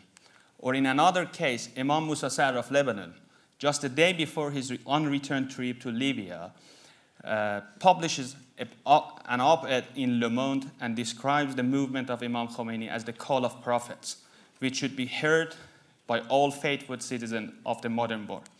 Indeed, the history of Shia political activism confirms that the ulama have succeeded in mobilizing the masses and to achieve their goals only when they acted solidly and through forming association among themselves. And now you can interpret this last sentence, please.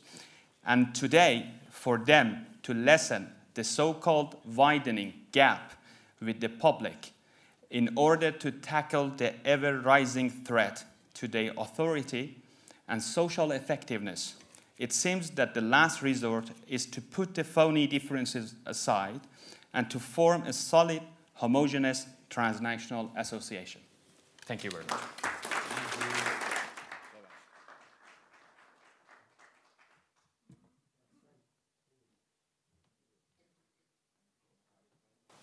السلام عليكم.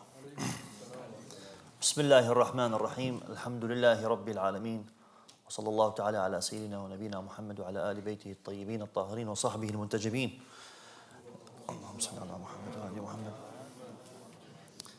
بداية أود أن أعرب عن شكري للأخوة القائمين على هذا المؤتمر، وأخص بالذكر أخي وصديقي زميلي المحقق سيد علي بوجاني، والأخوة القائمين أيضا على هذا التنظيم، وبالأخص الأخ يعقوب والأخ أمير في وحدة الترجمة، وبقية الأخوان والأخوات العاملين الذين لم يدخروا جهدا خلال الأمس واليوم.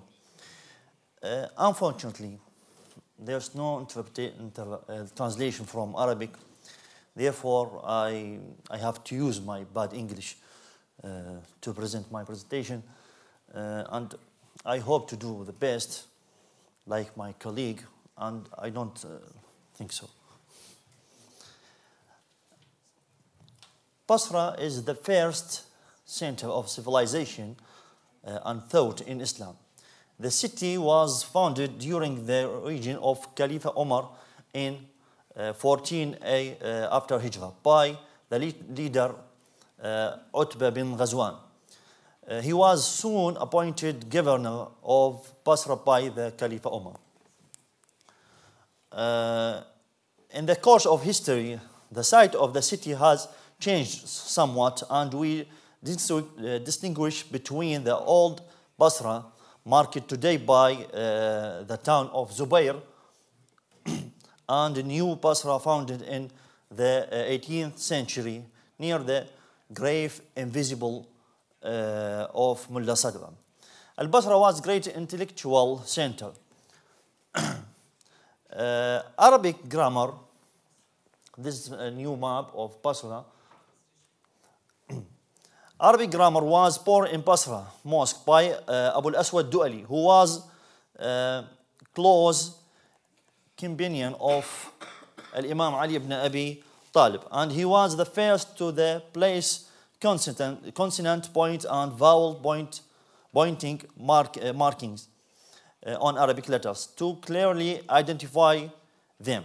He was the first to write on Arabic linguistics, and is said to be the first to write a book on Arabic grammar, نحو أو القواعد syntax نحو أو القواعد grammar. Ad-Du'ali is credited with inventing a system of placing large colored dots above certain letters to differentiate consonants. The first school of hadith in Islam belonged to Basra. Abdullah bin Abbas was made governor of Basra by Imam Ali alayhi salam, and he was known for his knowledge of traditions and his critical interpretation of the Holy Quran. From early on, he gathered information about hadith and gave classes and wrote commentaries. Everyone here, I think, know Al-Hasan al-Basri, who belonged to the third generation of Muslims, all of whom would subsequently be referred to as the Tabi'un or Tabi'in in Sunni Islamic piety. In fact, Al-Hasan al-Basri rose to become one of the most celebrated of the Al-Tabi'un or Tabi'in. This is the grave of Al-Hasan al-Basri in old city of Basra, now today is in Zubair city. Traditionally, Al-Hasan al-Basri has been commemorated as an outstanding figure by all the Sunni schools of the thought, and was frequently designated as one of the greatest saints of the early Islamic community in later writing by such important Sunni thinkers. Also, he was the great patriarch of Sufism. The students who disagree with Al-Hasan al-Basri were Wasil bin Ata. Wasil bin Ata was an important Muslim theologian and Christian of this time, and by many accounts is considered to be the founder of the Mu'tazilite school of Islamic thought in Basra. he had لذغة في لسانه يعني he could not be articulate the letter R يعني لذغة رتلة نحن نقول في العامية رتلة يعني when he want to say father يقول word يعني cannot articulate the letter R. Yeah, he began to develop the ideologies that would lead to the Mu'tazila school. This stemmed from conflict that many scholars had in resolving theology and politics. His main contribution to the Mu'tazila school was in planting the seeds for the formation of its doctrine. Wasil bin Ata married the sister of Amr ibn Ubayd. Amr ibn Ubayd was one of the earliest leaders in the rationalist theological movement of the Mu'tazilis.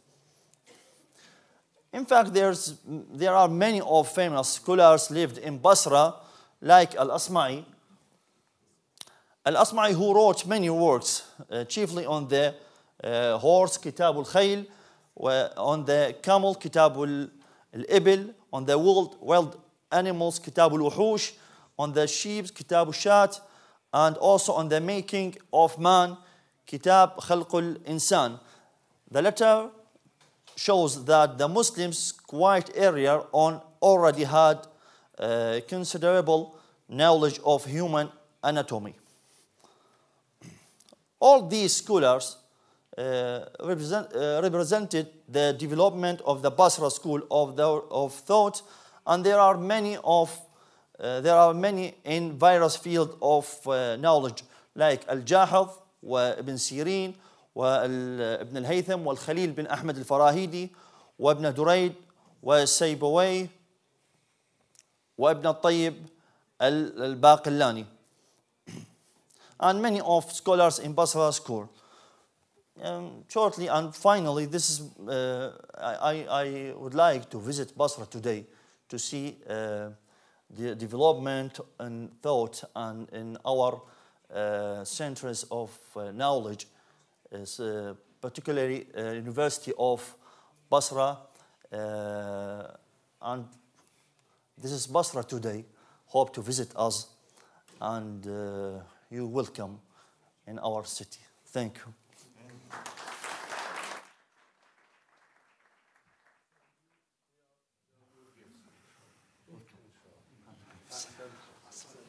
Well,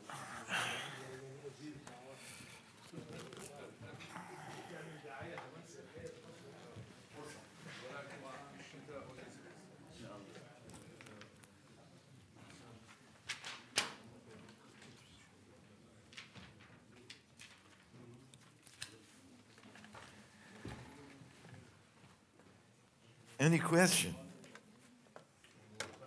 for further discussion? بفهمي.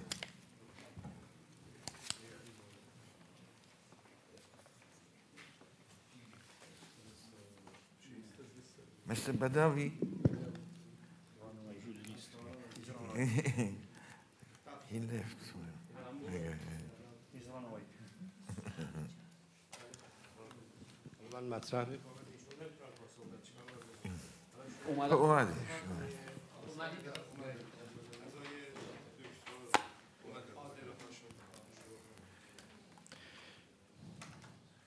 حالا از آقای دکتر عادل هاشم علی من سوال کنم. Go ahead. بفهم.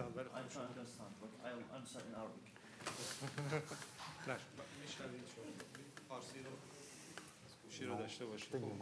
نکته ای که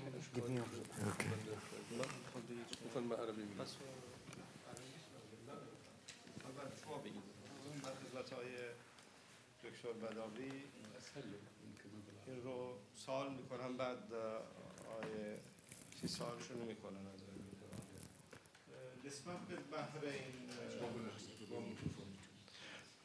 نسبت به بحرین. میخواید شما گوشی رو داشته باشید. نه میشنوید.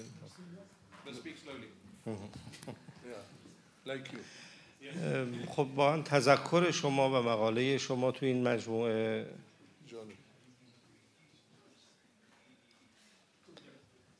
بسیار ارزشمند بود کار شما و به نظرم جاش خالی بود توی مجموعه این سلسله مدارسی که در اینجا مورد بررسی قرار گرفت. همطور که اشاره فرمودید به یک مقطعی هم شما پرداختید که متاسفانه تحقیقات محدودی شده در این زمینه. اسناد و اطلاعات کمی هم ما از مدرسه بحرین در این دوره تاریخی داریم. بیشتر اطلاعات ما از زمانی شروع میشه که بحرینی ها در این دوره به هله میان و اطلاعاتون بیشتر از بحرین از هله نسبت به بحرینه. و خب اشاره کردید 3 شخصیت مهم مدرسه بحرین که این هم جای تقدیر داره. اما به نظرم من یک نکته رو اضافه کنم، شاید تأکید کنم بر نکاتی که فرمودید. همونطور که میدانید مدرسه هله اولین نقطه ارتباط میان فلسفه مشا و کلام شیعه است. تا پیش از مدرسه هله ما هیچ گونه تعاطی میان کلام شیعه و فلسفه به طور کلی نداشتیم و اولین بار توسط خواجه طوسی این اتفاق میفته که ترکیبی بین کلام شیعه و فلسفه مشا اتفاق میفته. اما بسیار جالب هست که میبینیم در بحرین با وجودی که جدای از جهان تشیع هست این اتفاق قبلا افتاده، یعنی ریشه های این تعامل میان کلام شیعه و فلسفه افتاده که خیلی جالب هست که این اتفاق هست. چرا این اتفاق افتاده؟ سوالم را عرض میکنم. همینطور در رابطه با ارتباط میان تصوف یا عرفان نظری با شیعه، همونطور که اشاره کردید، بسیاری گمان میکنن که این نقطه آغاز این تعامل در سید حیدر آملی است. اما شما خوب اشاره کردید که اولین بار این تعامل در مدرسه بحرین و توسط علی ابن سلیمان و بحرینی ها اتفاق میفته. کتاب اشارات معروف، یعنی غیر معروف باید بگیم، نشانه اون هست. من یه نکته رو فقط تذکر میدم. به نظرم باز علی ابن سلیمان در اشارات نکته ای داره که دیگه هیچ کس نگفته و اون نکته این است که میگه من این کتاب رو نوشتم تا ضعف کلام شیعه رو با عرفان جبران کنم و اینو هیچ کس در تاریخ تفکر شیعه نگفته که ضعف کلام رو میخوام با عرفان جبران کنم و این به نظر من نکته مهمی است. حالا همه اینها هست، اما یه سوالی که من دارم و به نظرم سوال اساسی این دوره تاریخی است، این است که این میراث و این اندیشه از کجا آمده؟ ما هیچ گونه ارتباطی میان بحرین در دوره قبل با مدرسه های علمی شیعه مثل ری، مثل هله اول، قم، بغداد نمیبینیم. شما فکر میکنید واقعا این میراث، این توجه به این نوع بحث های جدی ریشش کجاست؟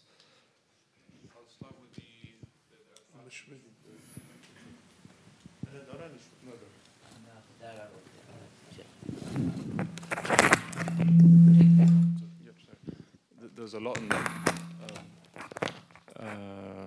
So I'll start with what you alluded to with the philosophical Shiism and Sufism.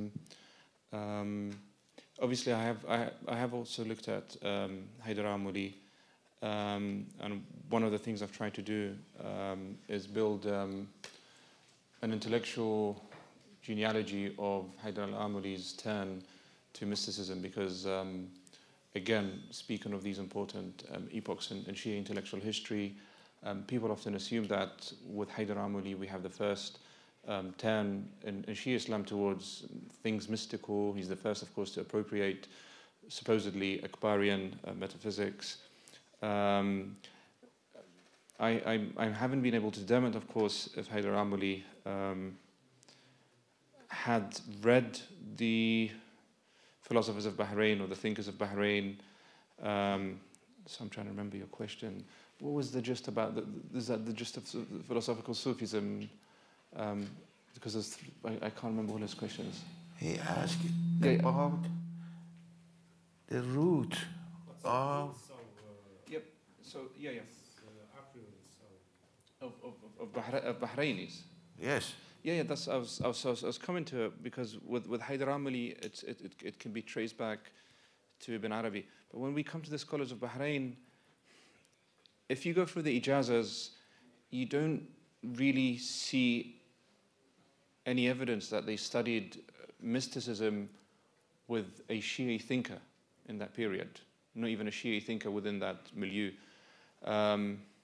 It seems to me, because again, this is something ongoing, it seems to me that it was an attempt on their part to invent anew a Shi'i-centric type of spirituality. I haven't seen any evidence of them learning, picking up, studying, or even receiving instructions in Shi'i mysticism. So when you asked about the origins, the roots, I don't think this is a straightforward case of there being roots. And I think this is why it's really exciting and interesting for someone like myself, an intellectual historian of Shi'ism, to see this development. Now, of course, if you do a textual analysis, as well as some philological analysis, it is most probably, in fact, most certainly true that ideas of mysticism do not exist in a vacuum, particularly in that period. But what is seminal, perhaps even innovative, is to make mysticism Shi'i, or to color mysticism with Shi'i thinking. And this is why I think it's interesting. I think Maytham, for example, who I mentioned in the talk, famously said what someone like, of course, Allama Tabatabai would say much later on. So if you remember this famous disagreement Allama Tabatabai had when he wrote the commentary of the glosses to the Bihar al-Anwar, he accused Allama Majlisi of failing to fully grasp those hadiths which carried some philosophical content. And he often said, you need to be trained in philosophy and mysticism to truly understand the teachings of the Imams. I think Maytham al-Bahrani beat him to it. So Maytham was of the belief that to fully grasp the teachings of the Imams, particularly those sayings of Ali in Nahj al-Balagha, which is why he devoted a commentary to Nahj al-Balagha, you have to be trained in metaphysics, you have to be trained in Sufism. Only then can you kind of carve out or bring out an exclusively Shi'i type of spirituality. So the ingredients you put into this experiment are Sufism, philosophy, the philosophy of Avicenna, and the teachings of the Imams. And what comes out is something distinctly Shi'i. And I think I haven't, in my reading of early Shi'i history, even Shi'ism in late antiquity, I can only see traces of it in the early so-called Ghulat movement, in some of the teachings, the esoteric movements in southern Iraq. I see such kind of, I see references to it, right? So the idea, of course, amongst a lot of the Safavid thinkers who came later, people like Mullah Sadra and Mir Damad, is to afford some cogency, some coherency to the philosophical reflections of the Ghulat. So the Ghulat had it right. They understood what the Imams were about, but the way they expressed it was inappropriate. It was the Safavid philosophers who got it right, and they managed to make it philosophically sound. My argument is that the Bahrainis beat them to it by at least 2-3 centuries.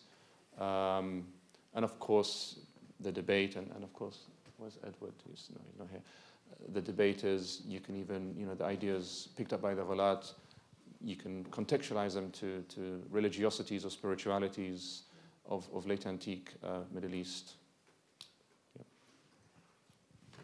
Thank you. What about Ghairmatis and Ismailis in Bahrain?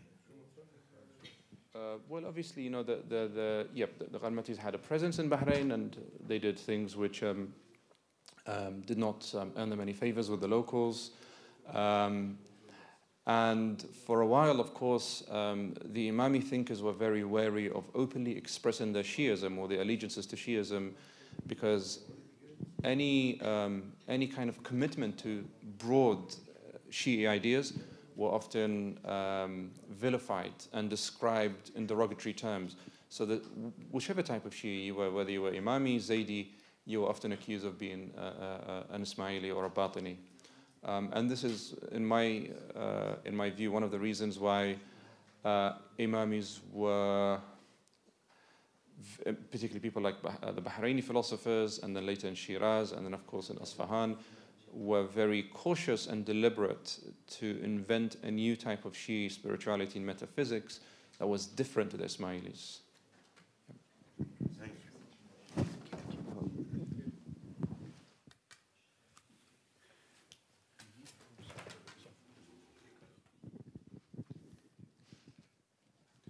Thank you very much for for all. In fact, Dr. Oliver talked about Sayyid Jamal al-Afghani and his efforts in modern Islamic activism. That's right. And also you talked about Mohammad Abdu. But in fact, I think you combined both as a pioneer in the Islamic modern activism. But I think the personality of Imam Muhammad Abdu differed than Sayyid Jamal al-Afghani, because Sayyid Jamal al-Afghani concentrate upon modern Islamic activism, but Muhammad Abdu concentrate upon social reform. Yani he used, Sayyid Jamal al-Afghani used political Islam, but Muhammad Abdu used social Islam. So I want to listen from you this difference, this kind of. It's very important to acknowledge that individuals have complex biographies. I mean, they don't stay the same all the time. Their priorities in life change, the focus of their activities, their intellectual orientations change. And I think this perception of Abdu and Afghani being rather different figures, I think reflects sort of the later Abdu. The Abdu when he returned to Egypt, and the kind of narrative that has been created by his disciples of the particular focus of Abdu's activities.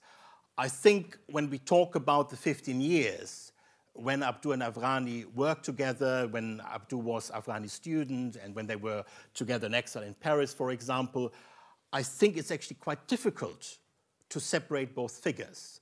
I mean, one issue, for example, is authorship. I mean, the Risalat al-Waridat, was authored by Abdu, but obviously it contained the lectures, the instructions by Afghani. The same with Al-Uba al-Wuthqa. Again, it's a product of their publications, of their joint publication effort, that combines their ideas, that contains their ideas.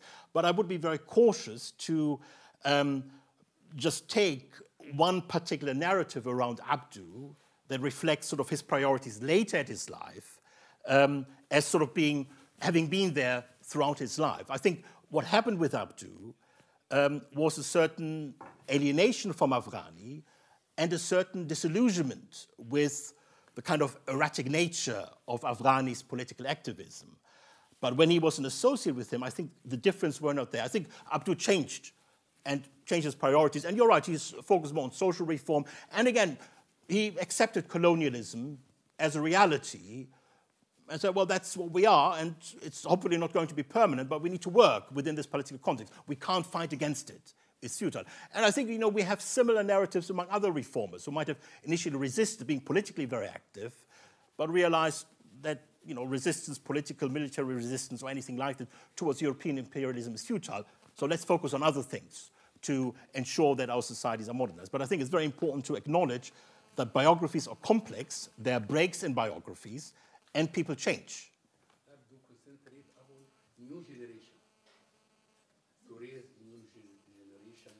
Later in his life, you're right, that was his priority. Yes. But again, I think in his early years, when he was working in Afghani, we can't really separate both figures necessarily.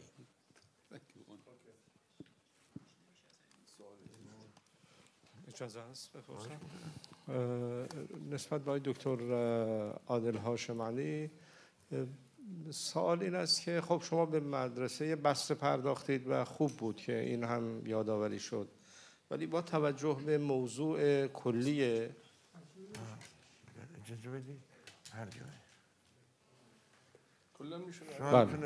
شما به ایوی نداره عربی بگم؟ نه بقیه ترجمه کنن، ممکن ترجمه بکنن. هر شود که نسبت به بصره پرداختید، بسیار مهم بود، تشکر میکنیم از شما.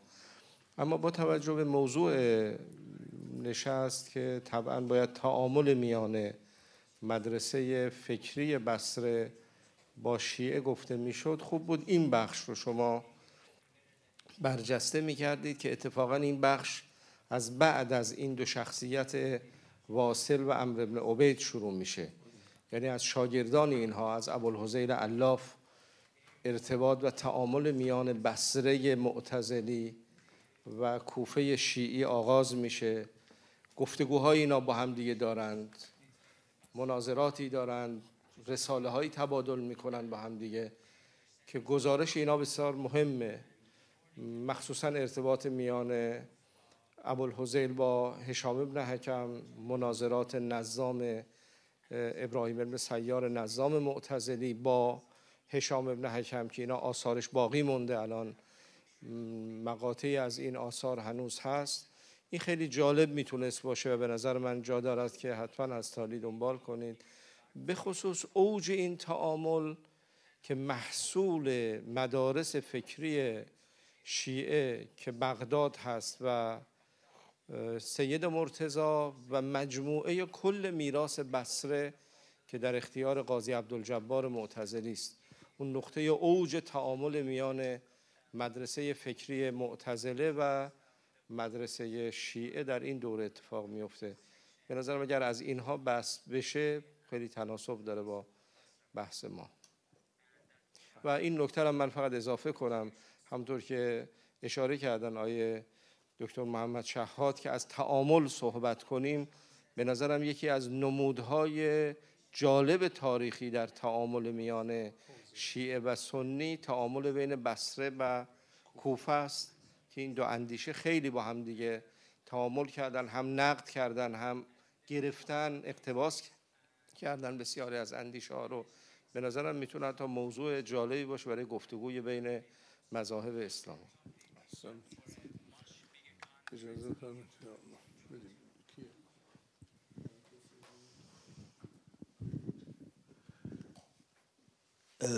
Ich weiß nicht, ob ich einfach meinen Kommentar gebe, bevor er antwortet auf die Frage oder nicht.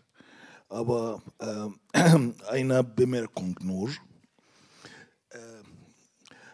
Alle Sprecher hier haben gesprochen über die schiitischen Schulen. Alle hier haben gesprochen von den schiitischen Schulen. Nur von Iran und Irak die Rede war. Das heißt von Isfahan bis zu Basra. Und dann hat Sayyid gesprochen über die Einheit von der islamischen Welt. Meiner Meinung nach haben wir alle was vergessen. Wir haben vergessen, dass die Al-Azhar-Schule hat begonnen als schiitische Schule. Al-Azhar-Schule hat begonnen als schiitische Schule. Und deswegen musste man auch hier auch sagen, dass Al-Azhar-Schule konnte heute von dieser islamischen Einheit die beste Rolle spielen. Wenn Al-Azhar als schiitische Schule begonnen hat, glaube ich, und danach zum sunnitischen mit dieser Bedeutung einfach in die islamische Welt reingekommen, dann müssen wir mehr mit dieser schiitischen, sunnitischen Schule, meine ich, Al-Azhar, mehr arbeiten. Danke.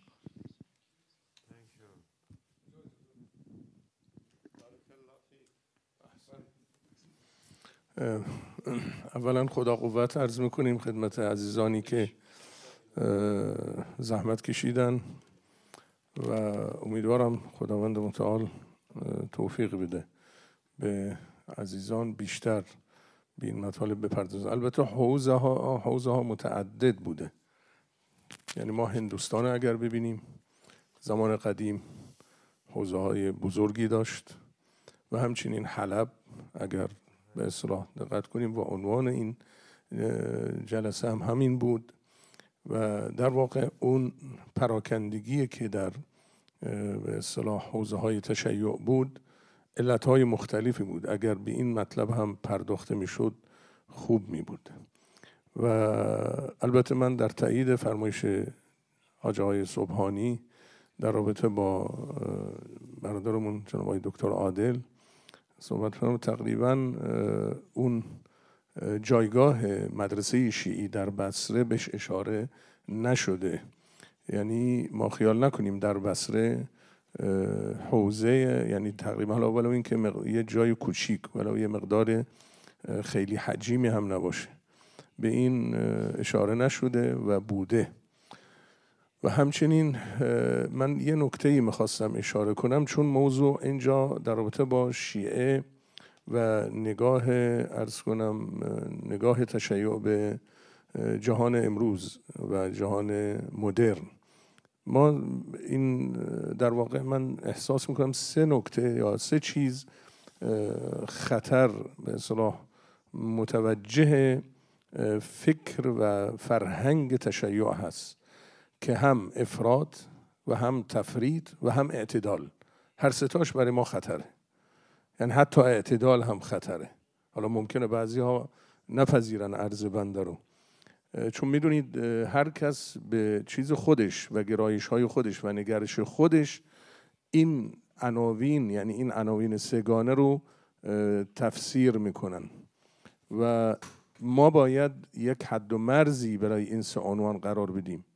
اولا منظور از افراد چیه؟ گاهی وقتا ما افراد معتدل رو متهم میبینیم متهم میشن به افرادگری و گاهی وقتا متهم میشن به تفریط. این بستگی به فهم و درک بعضی از افراد. و همچنین اعتدال، بعضی ها متاسفانه اعتدال یعنی امتیاز دادن، یعنی اون باورهای عقب نشینی، باورهای خودمون رو از دست دادن. با اینکه میدونید ما این باورهایی که الان ما به دست آوردیم اینها مفت به دست ما نیومده، تاوان بزرگی ما دادیم مقابل اینها. علمای بزرگ، شما کتاب شهدای الفضیله علامه امینی رو اگر بهش مراجعه کنید ببینید بزرگانی ما از دست دادیم به خاطر همین فرهنگ. کلاً زحمت‌های زیادی کشیده شده. قضیه مدرنیته، اسلام مدرن ما نداریم، ما یه دونه اسلام داریم. اسلام معتدل ما نداریم، اسلام رادیکال نداریم، ما یه اسلام داریم. ان الدین عند الله الاسلام، نه ان الادیان عند الله الاسلام. خلاصه این یه نکته من خواستم اشاره کنم بهش که عزیزان توجه به این نکته داشته باشن. مسئله جهان مدرن و جهان امروز اینجوری نباشه که ما فقط خیال میکنیم باید هی از بعضی از باورهامون دست بکشیم و از دست بدیم و همونطور که جناب آقای دکتر فرمودن عقب نشینی. میبخشید.